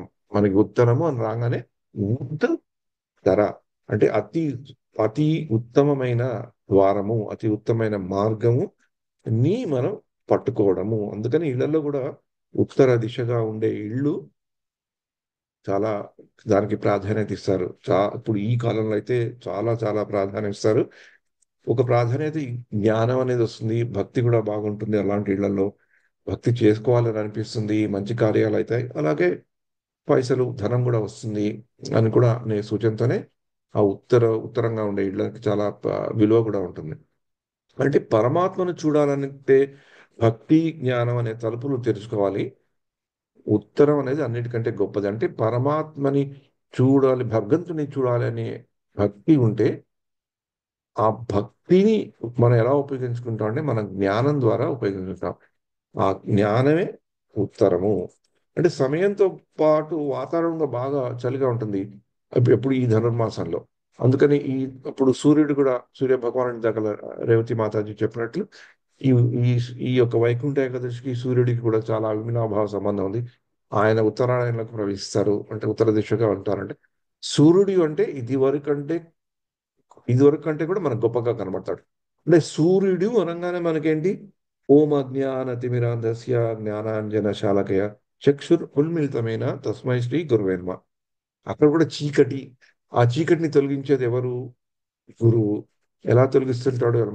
మంచి మనకి ఆ తొలగించగానే మనకి అంత వెలుతురే కనబడుతుంది. బాగా దట్టమైన డార్క్నెస్, దట్టమైన చీకటి ఉన్నా కూడా ఆ గురువు యొక్క దీంతో మనకి ఒక జ్ఞానం అలాగే సూర్య సూర్యకిరణాలు కూడా దేవతా శక్తులు ఉంటాయని, ఈ ఉత్తరాయణంలో మనకి సూర్యుడు బాగా కనిపిస్తాడని, అలాంటి ఉత్తరాయణం ప్రారంభమయ్యే సమయంలో అలాంటి రోజున మనం భగవంతుని ఉత్తర దిశగా దర్శించుకుంటే అది మనకి మంచిది అని చెప్తారు. అందుకని అందరు చాలా మంది ప్రజలు కూడా మనం ఆ రోజు ఉత్తర ద్వార దర్శనంలోకి వెళ్తాం అన్నమాట. అందుకనే మనకి వైకుంఠంలో ఉండే భగవంతుడు నారాయణుడు, అందుకనే ఆ ఉన్న దాన్ని సూర్య నారాయణుడి కింద కూడా కనబడతాడు అనమాట మనకి. అంటే మనకి ప్రత్యక్షంగా సూర్యుడు కనబడుతున్న వైకుంఠంలో ఉన్న విష్ణువుని భావించున్నప్పుడు ఆ వైకుంఠంలో విష్ణువు మనకు కనబడకపోయినా మనకి కనబడేటట్లు చేసే సూర్య భగవానుడు నేనే అని సూర్య భగవానుడు చెప్తాడు కనుక భగవద్గీతలో కూడా సూర్యకాంతిని నేనే అని భగవంతుడు చెప్పడం జరిగింది. అంటే సూర్యకాంతిని చూసినా కూడా అది మనకి భగవంతుడి దర్శనం ఇచ్చేటట్లు దోదకారి అవుతోంది గనక మనం కూడా సూర్యుని ఒక భగవంతుడి కింద చూస్తాం. అంటే మామూలుగా జ్యోతిష్ శాస్త్రం ప్రకారం చూసుకోవాలంటే భౌతిక పరంగా సూర్యుడు కూడా ఒక నక్షత్రమే కదా. సైంటిస్ట్ ప్రకారం సూర్యుడు, కానీ మన సూర్యుడు నక్షత్రం అని ఎప్పుడు అనం కదా. సూర్యుడు కూడా ప్రత్యక్ష భగవానుడు, ప్రత్యక్ష దైవం అని కూడా చెప్పుకుంటాడు. సూర్యనారాయణుడు అని కూడా మనం చెప్పుకుంటాం. మనం ఏవైనా శారీరక బాధల్లో ఉంటే కూడా ఆ సూర్యనారాయణని ప్రార్థిస్తాం. ముఖ్యంగా తిరుమలకు వెళ్ళినప్పుడు కింద తిరుచానూరులో పద్మావతి మందిరంకి వెళ్ళాక దాని పక్కనే ఉంటుంది ఆ సూర్యనారాయణుడి యొక్క మందిరం. హెల్త్ శారీరక బాధల్లో ఉండే వాళ్ళు కూడా అక్కడికి వెళ్ళి కొంచెం ప్రార్థన ఆ, చేసుకుంటారనమాట. ఈ సమయంలో సూర్యుడు దక్షిణం నుంచి ఉత్తరం వైపు వెళ్ళేసరికి ఉత్తర ద్వారం లాగా మనకి తెలుస్తుంది అనమాట. ఈ యొక్క సూర్య మంత్రాన్ని మనం జపించడం, కొందరు సూర్య ఆదిత్య హృదయాన్ని చదువుకోవడం, ఇవన్నీ చేస్తుంటారు. అంటే ఏ ద్వారం అయితే మనని భగవంతుడి దగ్గరికి చేస్తుందో ఆ ద్వారా మనం ఏ ద్వారం ద్వారా మనం భగవంతుడి వెళ్తామో అది మనలో తెరుచుకోవాలి. అది తెరుచుకోవాలంటే దానికి అడ్డంగా ఉన్న వాటిని మనం తొలగించాలి. అప్పుడు మనకి ఉత్తర ద్వార దర్శనం అవుతుంది. అంటే ఈ వ్యాసంలో చెప్పిన అంతరార్థం ఏంటంటే పద్మాసిని గారు తనకు ఆ తెలిసినది, తను చదువుకున్నది ఒక వ్యాస రూపంగా రాసిన కేంద్ర బిందువు ఏంటంటే జ్ఞానం.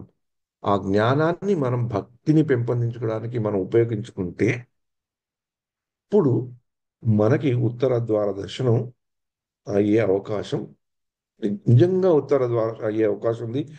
రోజు రోజు కూడా ఉత్తర ద్వార దర్శనం అయ్యే అవకాశాలు ఉన్నాయని బాగా మళ్ళీ మళ్ళీ రిపీట్ చేసి చెప్తున్నమాట. అంటే మనకి ఎప్పుడు అలా అని ఎప్పుడు ఎక్కడ దేవాలయంలో ఉత్తర ద్వార దర్శనం మానేయమని అర్థం కాదు. ఇందాక నేను చెప్పినప్పుడు మళ్ళీ మళ్ళీ చెప్తున్నా, దేవాలయానికి వెళ్ళి ఉత్తర ద్వార దర్శనం మానేయమని చెప్పడం కాదు, అవన్నీ చేయమని, అవి కేవలము సంకేతాలని తెలుసుకోవాలి. ఇటువంటివి ఎన్ని చేయగా చేయగా ఎప్పుడో పాపాలన్నీ పోయి అటువంటి సాధనను చేయాలనే బుద్ధి పుడుతుంది. అంటే మనకి ఎప్పుడో ఎప్పుడో కాకుండా మన సౌభాగ్యం ఏంటంటే మనకి అంతర్జాతీయ కృష్ణ భావనామృతంలో శ్రీల ప్రభుపాల్ వారు మనకి కలిగలో ఏ యుగ ధర్మం పాటిస్తే ఆ ఎప్పుడో ఎప్పుడో ఎప్పుడో కాకుండా ఇప్పుడే ఇప్పుడే అవుతుంది అని చెప్పేటట్లు శ్రీమద్ భాగవతంలో చెప్పినట్లు మనకి ఆ హరే కృష్ణ మహామంత్రం యొక్క విలువని చెప్పారు. కాబట్టి మనం ఎప్పుడో ఎప్పుడో ఎప్పుడో అయ్యేదానికంటే ఈ హరే కృష్ణ కృష్ణ కృష్ణ హరే హరే, హరే రామ రామ రామ రామ రామ హరి హరి అని ఈ యొక్క కలియుగం ధర్మంలో మహామంత్రంగా చెప్పి ఈ మంత్ర సాధన చేస్తామో అప్పుడు మనకి ఇప్పుడే ఇప్పుడే ఇప్పుడే వస్తుంది. ఆ వచ్చేటట్టు చేస్తుంది. ఎప్పుడైతే మనం అది చేస్తూ మిగతా విషయాలను కూడా కొంచెం శ్రద్ధతో పాటిస్తామో అప్పుడు మనకి ఈ యొక్క ఉత్తర ద్వార దర్శనం అనేది కలుగుతుంది. అది చేయకపోతే మనం ఎన్నిసార్లు వెళ్ళినా ఎన్ని చేసినా కూడా మనకి కావాల్సింది మనకి ఉండదు. తర్వాత ఈ ఈ ప్రసంగంలో ఆవిడ ఏకాదశి గురించి కూడా చెప్పారు. దాని గురించి నేను ఎక్కువ చెప్పదలుచుకోలేదు, ఎందుకంటే మనం ఏకాదశి గురించి కూడా మామూలుగా చెప్పుకుంటుంటాము. ఏకాదశి అంటే మనకి 12 కదా. ఏకాదశి 11, సారీ, 1, 1, 12, 11 కదా. లెక్కలే మర్చిపోతుందంటే 1, 1, 11 అంటే మనలో అంటే మామూలుగా లెక్కల ప్రదంగా చెప్పుకోవాలంటే 5 జ్ఞానేంద్రియాలు, 5 కర్మేంద్రియాలు, ఒక మనసు, ఇవన్నీ కలిపితే 11 అవుతాయి. అంటే ఇదే ఇది మనం దీన్ని మనం వశంలో పెట్టుకుంటే అదే మనకి ఏకాదశి. అదే మనకు అందుకనే ప్రహ్లాదుడు కూడా చెప్పాడు కదా, కమలాక్షిని అర్చించు కరములు కరములు, ఆ శ్రీనాథుని వర్ణించు జిమ జిమ అంటూ. మనకు అలాగే అంబరీష్ మహారాజ్ చరిత్రలో కూడా ఇలాంటి శ్లోకాలు వస్తాయి. ఇవన్నీ మన దగ్గరే ఉన్నాయి. ఇవన్నీ మనం సక్రమంగా చేసుకుంటే ఆ 12 రోజు వచ్చిన ద్వాదశి దగ్గరికి మనం ఈజీగా వెళ్ళగలుగుతాం. ఏకాదశి వ్రతం చేస్తే మనం ఎందుకు చేస్తున్నాం అంటే ఆ ద్వాదశిని మన దగ్గరికి మన ఆధీనంలో తెచ్చుకోవడం. ద్వాదశి తిథికి అధిపతి మహావిష్ణువు. అంటే మనం మహావిష్ణువు దగ్గరికి వెళ్ళాలంటే ఈ ఏకాదశి వ్రతం పాటించాలి. ఎలా పాటించాలి? మనం ఎలాగైతే మందిరంకి వెళ్ళి ఉత్తర ద్వార దర్శనం జ్ఞాన చక్షులతో, జ్ఞానం భక్తి మీడిన జ్ఞానంతో మనం ఆ భగవంతుడి దర్శనం కొరకు ఏకాదశి రోజు ఆ ద్వారం నుంచి వెళ్తే వచ్చే రోజు వచ్చేది ద్వాదశి. ఆ ద్వాదశి తిథికి అధిపతి శ్రీ మహావిష్ణువు. అతను ఏకాదశికి అధిపతి అని మనం ఎప్పుడైతే తెలుసుకుంటామో ఏకాదశి మన ఉపాసన కూడా బాగైతుంది. మన మనసుకి ఎప్పుడైనా ఆ శరీరానికి కానీ ఏదైనా బాధలు ఉంటే కూడా ఇలాంటివి తలుచుకున్నప్పుడు, ఇలాంటివి పాటించినప్పుడు శుద్ధి పొందుతారు అని ఆ పెద్దలు చెప్పినట్లు ఆ ఈ ఏకాదశి వ్రతం పాటించడం మనకి ముఖ్యంగా మనకి ఇస్కాన్ లో ఏకాదశి వ్రత విధానం గురించి చాలా చాలా మంది చెప్పడం, అది ఇంతర్జాతీయ కృష్ణ భావనావర్తనలో రాగానే కూడా మనది చాలా మొట్టమొదటిగా మనం అవలంబించేది కొంచెం ఏకాదశి వ్రతం. ఏకాదశి గురించి చూడడం, చదువుకోవడం, చేయటం, ఒకళ్ళని చూసి ఇంకోళ్ళు బాగా మనం ప్రేరణ పొందడం కూడా జరుగుతుంది. అలాగే ఈ ఏకాదశి ఉపవాసము ద్వాదశికి పూజకి అర్హతను కలిగించేది ఈ ఉత్తర జ్ఞానపరంగా ఉండే ద్వారం నుంచి దర్శనం అయితే, అలా ఇంద్రియాలు మనస్సుని శుద్ధం చేసుకొని భక్తితో పాటు విన్న జ్ఞానం అనే ద్వారం కూడా మనం భగవంతుని చేరడానికి ప్రయత్నిస్తూ తరిద్దాం అనే ఆశతో మనం ఈ యొక్క వ్యాసాన్ని గుర్తుపెట్టుకున్నాం. ఈ వ్యాసాన్ని మనకు అందించిన, నాకు అందించి నా ద్వారా మీకు అందించిన పద్మాసని గారికి మళ్ళీ మళ్ళీ మళ్ళీ మన నమస్కారాలు, మన హరే కృష్ణ తెలుద్దాం. ఆవిడ ఇంకా ఇంకా బాగా ముందరికి వచ్చి ఇలాంటి వ్యాసాలు రాయాలని, భగవంతుడి గురించి చెప్పాలని మనం భగవంతుని ప్రార్థిద్దాం. ఎందుకంటే ఆవిడ రామాయణం గురించి చాలా చదువుకున్నారు, రామాయణం గురించి చాలా ప్రవచనాలు కూడా చేస్తుంటారు.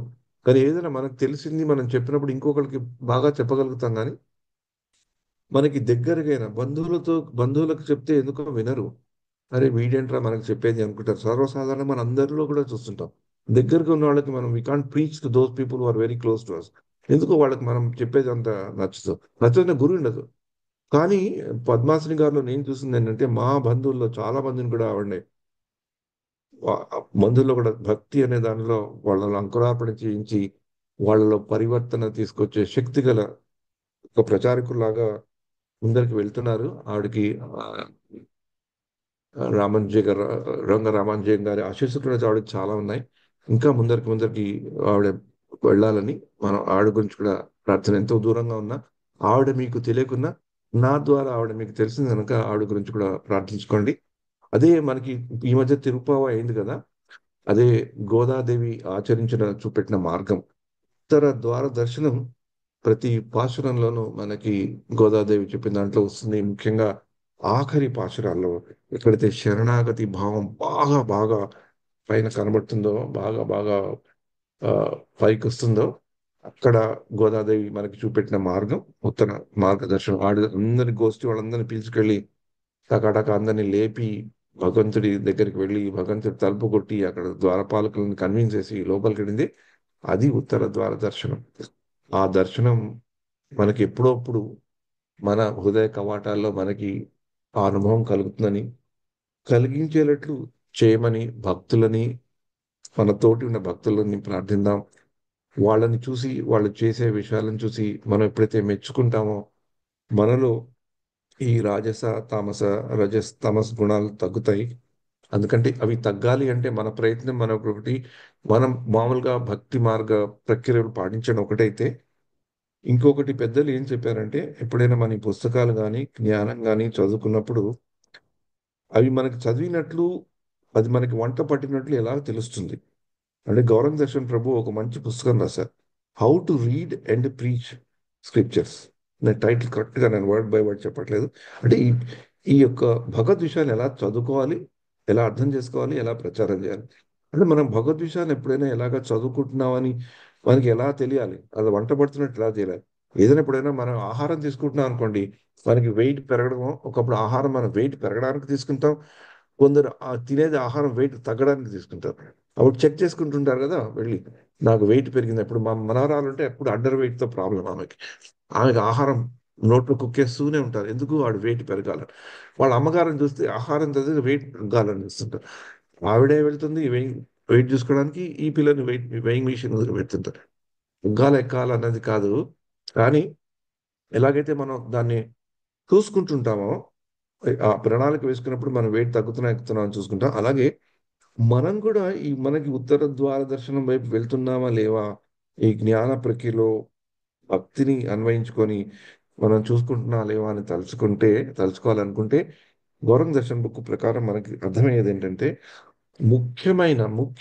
అతి ముఖ్యమైన మనకి వంట పడిందా లేదా చూస్తే, మనం ఎప్పుడైనా ఇంకొకళ్ళ భక్తులు చేసే సేవని చూసి దానిని ప్రశంసించగలుగుతున్నామా లేదా అనేది, అది చూసి మనం ఆనందిస్తున్నామా లేదా అనేది మనం మన అంతర్భాగంగా మనం అలవాటు చేసుకోవాలి.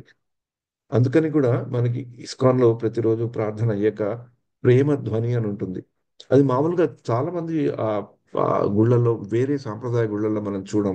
కానీ ఇస్కాన్లో మటుకు పొద్దున్న, మధ్యాహ్నం, రాత్రి ఒకప్పుడు ప్రవచనం చేసేటప్పుడు రాధామాధవ్ పాడినప్పుడు కూడా చెప్తారు. ఆ ఆ ప్రేమ ధ్వనులు ఎండ్లో ఏముంటుంది, all glories to the assembled devotees, all glories to assembled devotees, all glories to assembled devotees అని 3 సార్లు చదువుకుంటాం. అంటే మనతో అక్కడ మనతో కలిసి చేసిన భక్తులుతో మనం ఉండి ఆ యొక్క ఆరతి గాని కీర్తనను గాని విన్నప్పుడు, వాళ్ళందరికీ కూడా మంచి జరగాలి, వాళ్ళందరికీ శ్రేయస్సు కలగాలి అని భగవంతుడిని మనకి కంటే కూడా వాళ్ళందరికీ కూడా చేయాలి అనేది, ఆ ప్రార్థనలో ఉండే ప్రక్రియలో ఉండే ముఖ్య అంశం ఏంటంటే, మనం ఇంకొకళ్ళు చేసే భక్తి సేవని చూసి, దాంట్లో తప్పులున్నా ఉప్పులున్నా కొన్ని దానివల్ల మనకి కష్టాలున్నా అవన్నీ కొంచెం పక్కన పెట్టి, వాళ్ళు చేసే దాంట్లో ఎక్కడో ఒక్కడ ఏదో ఒకటి ఎప్రిషియేట్ చేయగలం. The moment we appreciate the services of other devotees, or we cultivate the habit of appreciating other devotees' services, is a time that we can know that whatever we are reading in Srila Prabhupada books is actually having an effect on us. అంటే ఇక్కడ గౌరంగ దర్శన్ ప్రభు book లో దానికి forward లో గౌరంగ ప్రభు ఒక చిన్న 2 పేజీల తనకి తెలిసిన విషయాలను చెప్పారనమాట. ఆయన పుస్తకాలు చదవటం అని కూడా రాయలే. ఈ 30 ఏళ్లలో, in this 30 years when I'm serving Srila Prabhupad books, the thing that I came to know is how I should appreciate devotees. ఈ గత 3 దశాబ్దాల నుంచి నేను శ్రీల ప్రభుపాద్ వారి పుస్తకాలను చదవటం అనే వాదనలే, పుస్తకాలని సేవ చేయటం ద్వారా నాకు ఏం అర్థమైంది అంటే, ఇంకో భక్తులు చేసే సేవని చూసి దానిలో దాన్ని మెచ్చుకునే, బాహ్యంగా కూడా మెచ్చుకోవచ్చు, అంతర్గతంగా కూడా మెచ్చుకోవచ్చు. ఒకడు బాహ్యంగా మెచ్చుకునే పరిస్థితి రాదు, అనుకూలంగా కూడా ఉండకపోవచ్చు. ఎన్నిసార్లు ఎంతమందిని బాహ్యంగా మన స్టేజ్ మీదలో దండారు వేసి వాళ్ళని ప్రశంసించగలుగుతాం. అది కూడా కొంచెం ఎబ్బెట్టుగానే ఉంటుంది కదా, వాళ్ళకి ఎబ్బెట్టుగా ఉంటుంది, మనకి ఎబ్బెట్టుగానే ఉంటుంది.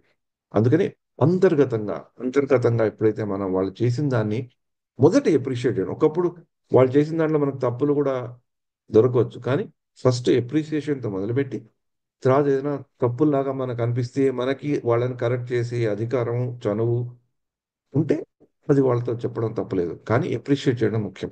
అది అలా చేస్తుంటే రజస్తమో గుణాలు మంచి కొంచెం కొంచెం కొంచెం కొంచెం కొంచెం దూరం అవుతుంటే, మనం హరే కృష్ణ మహామంత్రం ద్వారా సత్వగుణం కొంచెం కొంచెం కొంచెం కొంచెం కొంచెం కొంచెం వల్ల పెరుగుతుంటే, ఎప్పుడు ఎప్పుడు వచ్చేది, ఇప్పుడే ఈ జీవితంలోనే మనకి వచ్చేటట్లు అవుతుందని నమ్మకం మనకి ఉంటే, శ్రీల ప్రభుపాద వారు చెప్పిన దాని మీద మనకి నమ్మకం ఉంటే, మనం భక్తి ప్రస్థానంలో ముందరికి ముందరికి ముందరికి వెళ్తూ, మనకి కూడా ఎప్పుడో అప్పుడు ఆ ఉత్తర ద్వార దర్శనం, జ్ఞాన చక్షుల ద్వారా కలిగే ఉత్తర ద్వార దర్శనం మనకి చాలా మటుకు వస్తూ వస్తూ నిజంగా కూడా ఆ తిరుమలలో ఆ వైకుంఠ ద్వార దర్శనం సాఫీగా మనకి ఎప్పుడో అప్పుడు భగవంతుడు ఇస్తాడు, ఇవ్వాలి అని ఆశిస్తూ, ఇంకా ఇంకా వేరే వచ్చే కొన్ని వేల వేల సంవత్సరాల వరకు ఇంకెప్పుడు కూడా మళ్ళీ మళ్ళీ తిరుమలలో మనకందరికీ చాలా చాలా సన్నిహితమైన తిరుమలలో ఎలాంటి దుర్ఘటన ఎక్కడ కూడా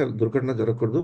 అలాంటి పవిత్ర ప్రదేశాలు ఎప్పుడైతే భక్తులు అంత ఉత్సాహంతో నమ్మకంతో భగవంతుని దగ్గరకు వచ్చిన భక్తులకి అలాంటి ఆటంకాలు ఎప్పుడూ కలగకూడదని భగవంతుని ప్రార్థిస్తూ, ఆయన ఎందుకు అలా చేశారో, ఇలా ఎందుకు అలా అయిందో మనకు తెలియదు కాబట్టి భగవంతుని ప్రార్థిస్తూ అందరూ కూడా అందరి హృదయాల్లో కూడా ఈ ఉత్తర ద్వార దర్శనం అనేది అందరూ కూడా ఎంతో మంది తెలుసుకుంటే అప్పుడు ఆ మెడిటేషన్ తో ఉత్తర ద్వార దర్శనంకి వెళ్ళాలనుకున్నప్పుడు అక్కడికి వెళ్లకుండా ముందరే మనకి ఆ ఉత్తర ద్వార దర్శనం మనకి కలిగే అనుభూతి కలుగుతుంది. ఆ కలిగినప్పుడు నిజంగా మనకు అదృష్టం అనేది ఉంటే, ఆ భాగ్యం అంటుంటే ఎప్పుడప్పుడు మనం కూడా మళ్ళీ ఇంకొకసారి వెళ్ళిన వాళ్ళు మళ్ళీ ఇంకొకసారి వెళ్ళిన వాళ్ళు ఆ ఉత్తర ద్వార దర్శనం చేసుకుంటుంటే, ఈ వ్యాసంలో చెప్పినవి మీకు ఏమైనా నచ్చినవి ఉంటే తలుచుకోండి. ఆ తలుచుకుంటూ పద్మాసని గారు కూడా గుర్తుంటే ఆవిడని కూడా తలుచుకోండి. ఎందుకంటే ఈ ఆవిడ ద్వారా మనకి వచ్చింది కాబట్టి ఈ ఆవిడని తలుచుకోవడం, ఆవిడని అప్రిషియేట్ చేయడం కూడా మనకి ఒక ముఖ్యమైన విశేషం. అంటే ఈ ఉత్తర ద్వార దర్శనం, ఈ జ్ఞానం అనేది దీంట్లో మనం ఈ ఇంతవరకు చెప్పుకుందంటే మనకి మనకి బాగా బాగా మనకి బాగా కనబడతాయి. రేవతి మాతాజీ ఇక్కడ ఉన్నారా? ఆ కొంచెంసేపట్లో క్విక్ గా మనం కొన్ని భగవద్గీత శ్లోకాలు కూడా చెప్పుకుందాం. అంటే మనకు భగవద్గీతలో ప్రధానంగా భగవద్గీత 7వ అధ్యాయంలో 2వ శ్లోకంలోనే టక్కని కృష్ణుడు చెప్పేస్తాడు అనమాట, ఈ జ్ఞానం అంటే ఏంటో అని. ఆ ఈ I shall now declare unto you the full knowledge జ్ఞాన both phenomenal and numinous, this being known nothing further shall remain అని చెప్తారు. అది 7వ అధ్యాయంలో చాలా ఫేమస్. ఈ శ్లోకం గురించి శ్రీల ప్రభుపాద వారు చాలా చాలా సార్లు చెప్పారని కూడా మనకు తెలుస్తుంది. జ్ఞానం తేహం సవిజ్ఞానం ఇదం వక్ష్యామ్యశేషతః యజ్ఞాత్వా నేహ భూయోన్యత్ జ్ఞాతవ్యం అవశిష్యతే. అలాగే మనం జ్ఞానం ఒక బాట, అది ఒక భక్తికి పునాది అనే చెప్పదంట్లో అజ్ఞానం యొక్క నివృత్తి, సేవాభావన యొక్క ప్రవృత్తి, అవి రెండు మనకి ఎలా వస్తాయంటే భగవద్గీతలో మన 19వ శ్లోకంలో కూడా శ్రీకృష్ణుడు చెప్తారు అది వస్తుంది, కానీ అంత ఈజీ కాదు, మనం కూడా కొంచెం కసరత్తు చేయాలి. అందుకని ఆ శిల ప్రభుపాద వారు ఏం చెప్పారంటే ఎప్పుడో ఎన్నో వాళ్ళకి ఎన్నో జీవితాలు గడిచాక ఎంతో కృషి చేసిన వాళ్ళే తనకి శరణాగతులు చెప్తారని, ఆ శరణాగతి చేసిన వాళ్ళకి ఈ ఉత్తర ద్వార దర్శనం అనేది చాలా సింపుల్ గా వస్తుందని కూడా శ్రీల ప్రభుపాద గారు మనం భగవద్గీతలో 7వ అధ్యాయంలో 19వ శ్లోకంలో చెప్పారు. బహూనాం జన్మనామంతే జ్ఞానవాన్ మాం ప్రపద్యతే వాసుదేవ సర్వమితి సమహాత్మా సుదుర్లభ. అలాగే మనకి భగవద్గీతలు ఇప్పుడు ఈ రోజు మనం ఏం శీర్షిక గురించి మాట్లాడుకున్నాం? వైకుంఠంకి వెళ్ళాం అంటే భగవంతుడి యొక్క ధామంకి వెళ్ళాం. ఆ ధామంకి వెళ్ళి ఏ ద్వారం ద్వారా వెళ్ళాలి, ఎలా వెళ్ళాలని చెప్పుకుంటున్నాం కదా.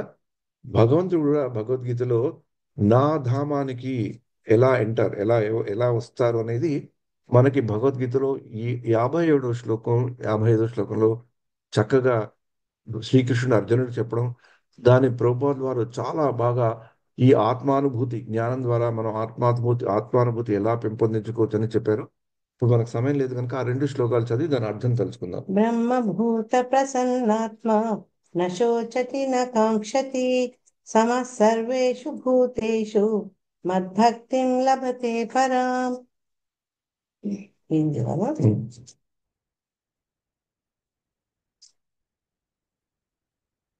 ఆ విధంగా దివ్యముగా నెలకొన్నవాడు శీఘ్రమే పరబ్రహ్మ అనుభూతిని పొంది పూర్తిగా ఆనందమయుడవుతాడు. అతడు ఏనాడు శోకించడు, ఏదో పొందాలని కోరుకోడు. అతడు ప్రతి జీవుని పట్ల సమభావం కలిగి ఉంటాడు. ఆ స్థితిలోని అతడు నా విశుద్ధ భక్తియుక్త సేవను పొందుతాడు.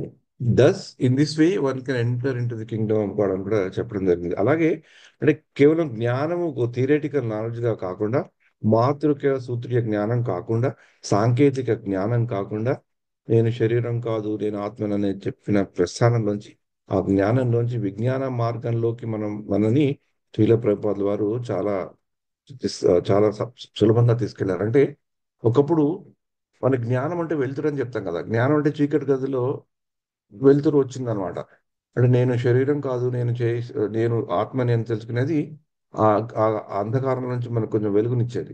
కానీ ఆ వెలుగుని ఇవ్వడం వల్ల వెలుగునిస్తే చాలదు కదా. ఆ వెలుగు వచ్చిందంటే మనం ఏదైనా చీకటి గదిలోకి వెళ్ళినప్పుడు ఓ లైట్ వేస్తే వెలుగు వస్తుంది. ఆ గదిలో ఏం చేయాలి, ఏది సరిగ్గా పెట్టుకోవాలి, ఏది అడ్డంగా మనకు తగలకుండా ఉండాలి, దేన్ని మనం పెట్టుకుంటే బాగుంటుందని చూసుకునేదే భక్తి.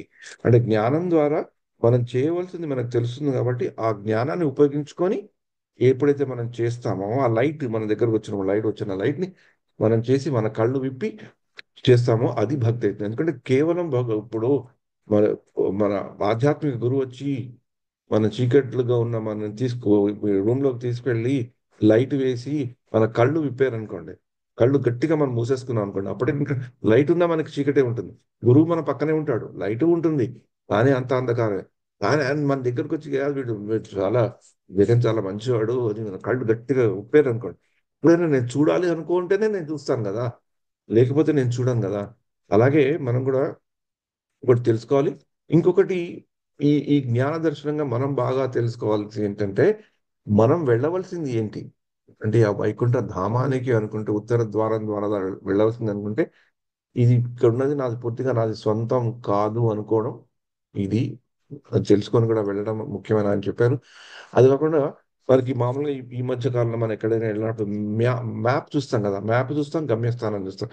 కేవలం మ్యాప్ను పెట్టుకోవడం వల్లనే మనం గమ్యస్థానానికి వెళ్ళలేం కదా. ఆ మ్యాప్ను చూస్తూ ఆ మ్యాప్ మన ఆ గమ్యస్థానానికి ఎలా గైడ్ చేస్తుంటూ అలా మనం డ్రైవ్ చేస్తుంటే వెళ్తేనే కదా.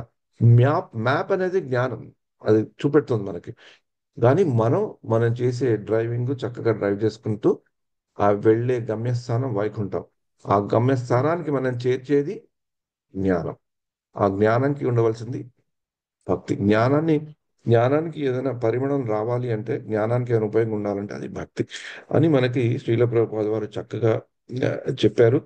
భగవద్గీతలో ఎన్నో సార్లు ఉంటాయి. అలాగే మనకి ఈ దీని గురించి రామాయణంలో కూడా చాలా వస్తాయి కాబట్టి కొన్ని క్విక్ గా కొంచెం తెలుసుకుందాం. ఎందుకంటే నేను రామాయణం గురించి ఎందుకు చెప్తున్నానంటే పద్మాసిని గారి గురించి నేను చెప్పడం జరుగుతుంది. ఆవిడిచ్చే వ్యాసం చదువుతున్నాను.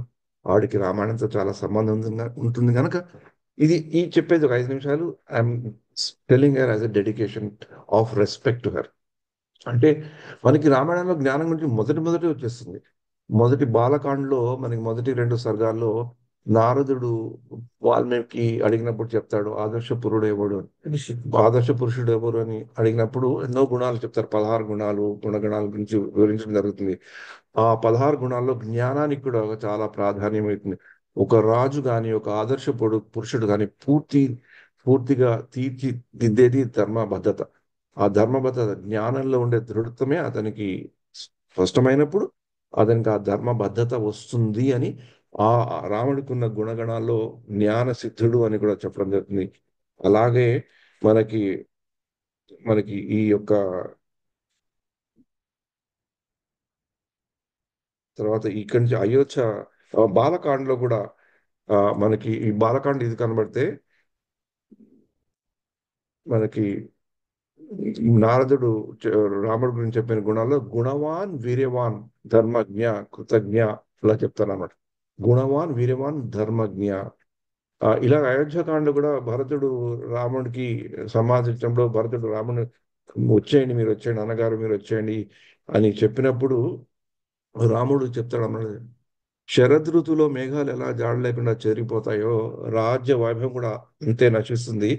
అదే అసలైన నిజమైన జ్ఞానం. అంటే ఏది పర్మనెంట్ గా ఉండదు, అన్ని చేంజ్ అవుతాయి. అలాంటిది రాజ్య పదవి భోగాలు ఎప్పటికప్పుడు ఉంటాయి, వస్తాయి, పోతాయి. దాని గురించి నువ్వు ఎక్కువ పట్టించుకోకుండా నువ్వు చేయవలసింది ఇప్పుడు చెయ్యి. ఆ, దశరథుడు మరణించిన తర్వాత భరతుడు కదా చిత్రకూటంలో రాముడిని కలిసినప్పుడు, కానీ రాముడు తండ్రికి ఇచ్చిన వాగ్దానాన్ని గౌరవిస్తూ అరణ్యవాసాన్ని కొనసాగించాలని పట్టుదల చూపెడతాడు. ఎందుకు చూపెడతాడు? ఓ రాముడు భగవంతుడు ఒక మనుష్య రూపంలో వచ్చిన అవతారం కనుక ఏ ఏ బలంతో చూపెడతాడు? ఆ జ్ఞాన బలమే కదా, ఆ విచక్షణ జ్ఞానంతోనే కదా. భరతుడికి చెప్పి దాన్ని టెంప్ట్ అయిపోయి డింగ్ అని రాలే కదా. ఎందుకు? అది అక్కడ కూడా జ్ఞానం అనేది ఉంటుంది. తర్వాత తర్వాత అరణ్యకాండలో కూడా ఈ శబరి సందర్శన జ్ఞానానికి చాలా ప్రతీక. శబరి భక్తి కేవలము తన ఆచార్యులు ఆవిడ శుశ్రూష చేసిన ఋషులు ఆవిడకి ఇచ్చిన జ్ఞానం ఏంటంటే నువ్వు ఇలానే సేవ చేసుకుంటూ పో, అదే జ్ఞానం ఆవిడకి. ఎప్పుడప్పుడు వస్తాడు నీకు కావాల్సిన వాడు నీ దగ్గరికి వస్తాడు అని చెప్పారు కదా. అలాగా సీత అన్వేషణలో రాముడు లక్ష్మణుడు దేశ దేశాలు తిరిగి చివరికి ఆశ్రమానికే చేరుకోవడం, ఆశ్రమానికే చేరుకోవడం, అక్కడ వారిని కనిపెట్టేందుకు శబరి ఎంతో చూస్తుంది కదా. ఆ శబరి ఎదురు చూపు, ఆమె తన ఊడిచిన మార్గానుసారం నడుచుకోవడం, ఏ ఏ జ్ఞాన పథంలో నడుచుకోవాలి, ఏ జ్ఞాన పదం ఉపయోగించి ఆడ ఎప్పుడు చాలా దీనస్థితిలాగా ఉన్నందుకే ఆ భగవంతుడు ఆవిడకి దర్శనం ఇచ్చాడు. శబరి శబరైంది. లేకుంటే శబరి ఎవరు, రాముడు ఎవరు, లక్ష్మణుడు ఎవరు, సీత ఎవరు? జస్ట్ ఒక నార్మల్ గా కొంతమంది ఋషులను ఒక చిన్న అరణ్యంలో చూసుకునే వ్యక్తికి రామాయణంలో అంత స్థానం ఇచ్చి ఆవిడ్ని అంత గౌరవించే స్థితిని తీసుకొచ్చింది జ్ఞానము. జ్ఞానము, ఆచార్య అనుగ్రహము, ఆచార్యులు ఇచ్చిన జ్ఞానం మీద ఉండే నమ్మకం. ఈ ఆవిడ నమ్మకం వల్ల ఆవిడ అలా శుశ్రూష చేసింది. వాళ్ళు వెళ్ళిపోయినా కూడా ఆశ్రమాన్ని అంత బాగా పెట్టింది. అప్పుడు శబరి రాముల వారికి చెప్తుంది, నా ఇది అరణ్యకాండ 74, 10, 15 లాగా వచ్చే శ్లోకాలు. నా గురువుల అనుగ్రహంతోనే నీ దివ్య స్వరూపాన్ని నా హృదయంలో దర్శించుకున్నాను. అంటే గురువుల యొక్క అనుగ్రహంతో, వాళ్ళు ఇచ్చిన జ్ఞానంతో, దాంతో భక్తిని మేళవించింది కనుక ఆవిడ రోజు వైకుంఠ ఉత్తర ద్వార దర్శనం చేసుకుంది. అలా చేసుకుంటూ నిజంగానే భగవంతుడి దగ్గర ఆవిడ వెళ్ళం కంటే భగవంతుడే ఆవిడ దగ్గరకు వచ్చాడు. నా గురువుల అనుగ్రహంతోనే నీ దివ్య స్వరూపాన్ని హృదయంలోనే దర్శించుకున్నాను. ఇది నాకు దీనికంటే ఇంకేం అక్కర్లేదు అని చెప్పారు. అలా కిష్కింద కాలం కూడా వాలిని రాముడు కలిసినప్పుడు ఆ వాలి చాలా రాముడితో కొంచెం కొంచెం ఆర్గ్యుమెంట్ చేస్తాడు అనమాట. తన రీజన్ అంతా చెప్తాడు, రాముడు చేస్తుంది కొంచెం సరిగా లేదని.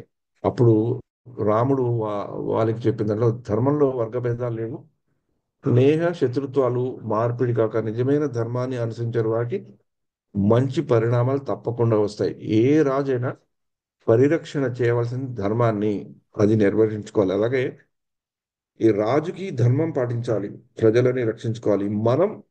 మనని రక్షించుకోవాలంటే ఈ యుగ ధర్మాన్ని తెలుసుకోవాలి. ఆ యుగ ధర్మాన్ని మనం తప్పులతో అయినా ఒప్పులతో అయినా, అంటే భగవద్గీతలో మనకి 2 శ్లోకాలు వస్తుంది, 3వ అధ్యాయంలోను 18వ అధ్యాయంలో వస్తుంది.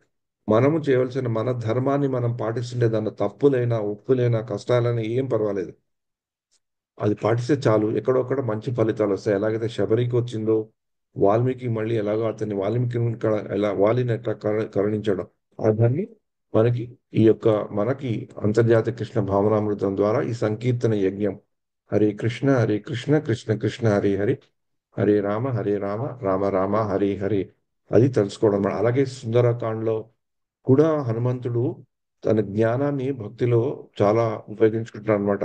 అంటే సీతాదేవి కనబడంగానే టక్కని సీతాదేవి దగ్గరికి వెళ్ళాలా, లేకపోతే ఏం చేయాలని. అంటే సుందరకాండలో కూడా హనుమంతుడు తన మనసులో చెప్పుకుంటుంటాడు, ఈ మనసుకు నిద్రతో పాటు నిగ్రహం లేకపోతే ఉన్న పాడంగా నాశనం అవుతుంది. జ్ఞానంతోనూ నివేదనతోనూ సమస్యలను వివేకంతోనూ సమస్యలను ఎదుర్కొంటేనే కార్యసిద్ధి అవుతుందని అప్పుడు అతను ఆలోచించి సీతమ్మ వారి ముందర ఎలా వెళ్ళాలి అనుకుంటాడు అనమాట. అలాగే ఈ యుద్ధకాండలో ఆఖరిలో రావణుడి వధ అయినప్పుడు కూడా మళ్ళీ మనకు ఒక జ్ఞాన బిందువు అక్కడ కనబడుతున్నప్పుడు రాముడు చెప్తాడు, తప్పులు చేసిన రాముడు గొప్ప వీరుడు కనుక మరణంతోనే శత్రుత్వం ముగిస్తుంది. అంటే మనం కూడా తప్పులు చేసినప్పుడు ప్రాయశ్చిత్తంతోనే మనకి కొంచెం దాని గురించి పోతుంది. మృతదేహాన్ని మనం గౌరవించకపోతే ధర్మానికి భంగం అవుతుంది కనుక జీవన మరణ చక్రాన్ని గుర్తించడం నిజమైన జ్ఞాన లక్షణం. అంటే to understand the cycle of birth and death, పునరపి జననం పునరపి మరణం. అది శంకరాచార్య వారి శ్లోకాన్ని శిలప్రభుపాద వారు ఎంతో చెప్తారు. కానీ ఈ పునరపి జననం పునరపి మరణాన్ని, ఆ సైకిల్ నుంచి ఎప్పుడైనా బయటపడాలి అంటే మనం భగవంతుని జ్ఞాన చక్షులతో ఉత్తర ద్వార దర్శనం చేయాలని, ఆ ఉత్తర ద్వార దర్శనం జ్ఞానంతో కాకుండా నిజంగా కూడా మనకి ఎప్పుడో అప్పుడు తిరుమలలో ఉత్తర ద్వార దర్శనం వైకుంఠ ఏకాదశి రోజు అవుతుందనే ఉత్సాహంతో ఆశతో భగవంతుడి కరుణ మీద వేడుకుంటూ భగవంతుడి కరుణ మీద ఆధారపడుతూ మన యొక్క భక్తి ప్రస్థానాన్ని ముందరికి జరిపించే వాళ్ళు, ముందరిని జరిపించాలని ప్రేరించే వాళ్ళు, ముందరిని జరిపిస్తూ మనం తప్పులు చేసి ఇక్కడ అడ్డగా పడి పక్కన జరిగిపోయి ఇంకో వైష్ణవ అపరాధాలు చేస్తూ మనని మనం తెలుసుకోకుండా కేవలం భగవంతుడి ముందర వెళ్ళి కూర్చొని ఓ భగవంతుని చూసేసి మనకి మంచి భక్తి అయింది అనుకోవడం, మనం ఏదో ఏదో పెద్దగా సేవలు చేసాడు అనుకోవడం కాకుండా, మనం చేసిన సేవని ఇంకొకళ్ళు గుర్తించి వాళ్ళు మనల్ని ప్రశంసించేటట్లు మనం సేవ చేయాలి. ఏ సేవ అయితే నేను కార్యదక్షతతో నిమగ్నతతో చేస్తే నన్ను ఇంకొకళ్ళు చూసి ప్రశంసించే అవకాశం వాళ్ళకి కలుగుతుందో, అది వాళ్ళకి కలిగితే అది వాళ్ళకి ఎంత వాళ్ళ భక్తి ప్రస్థానంలో మంచిగా అవుతుందని మనం తెలుసుకున్నప్పుడు మనకి రోజు రోజున క్షణం క్షణం ఆ ఉత్తర ద్వార దర్శనం అనేది అట్లీస్ట్ ఆ అనుభూతి ఎంతో కొంతైనా లభిస్తుంది అని నాకు ఈ పద్మాసిని గారి పంపించిన వ్యాసం చదవడం వల్ల నాలో కలిగిన అనుభవాలు ఇవి. అవి మీతో పంచుకోవాలని అనుకున్నాను. ఇది నేను చెప్పింది మీకు ఏదైనా ఇష్టం కాకుంటే మర్చిపోండి, చెప్పింది ఇష్టం ఉంటే తీసుకోండి. ఎందుకంటే ఒకప్పుడు ఇలాంటివి చెప్పినప్పుడు మనకి నచ్చకపోవచ్చు, ఏమిటి ఈయన వచ్చి ఇలా చెప్తున్నారు అని అనవచ్చు. కానీ ఇది సత్యం, నాకు తెలిసిన మటుకు ఇది సత్యం. చెప్పినవన్నీ పెద్దలు ప్రామాణికంగా మనకి చూపెట్టినవే ఆవిడే సంకలించి ఆవిడ కొలేట్ చేసి మనకు చెప్పారు. ఆవిడకి కూడా ఆచార అనుగ్రహం ఉండాలి, ఎల్లప్పుడూ ఆచార్యుల దీవెన ఆవిడకు ఉండాలి.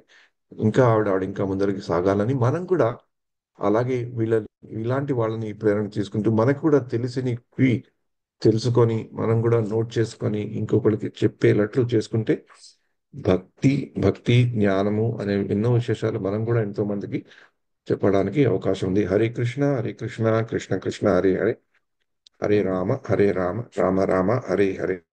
ఈ ఉత్తర ద్వార ప్రస్థానంలో అలా మన సమయం కూడా గడిచిపోయింది. మరి ఉత్తర ద్వార ప్రస్థానంలో చేస్తూ చేస్తూ కుంభమేళ ప్రస్థానం గురించి కూడా తలుచుకునే అవకాశం ఉందా లేదా నాకు తెలీదు.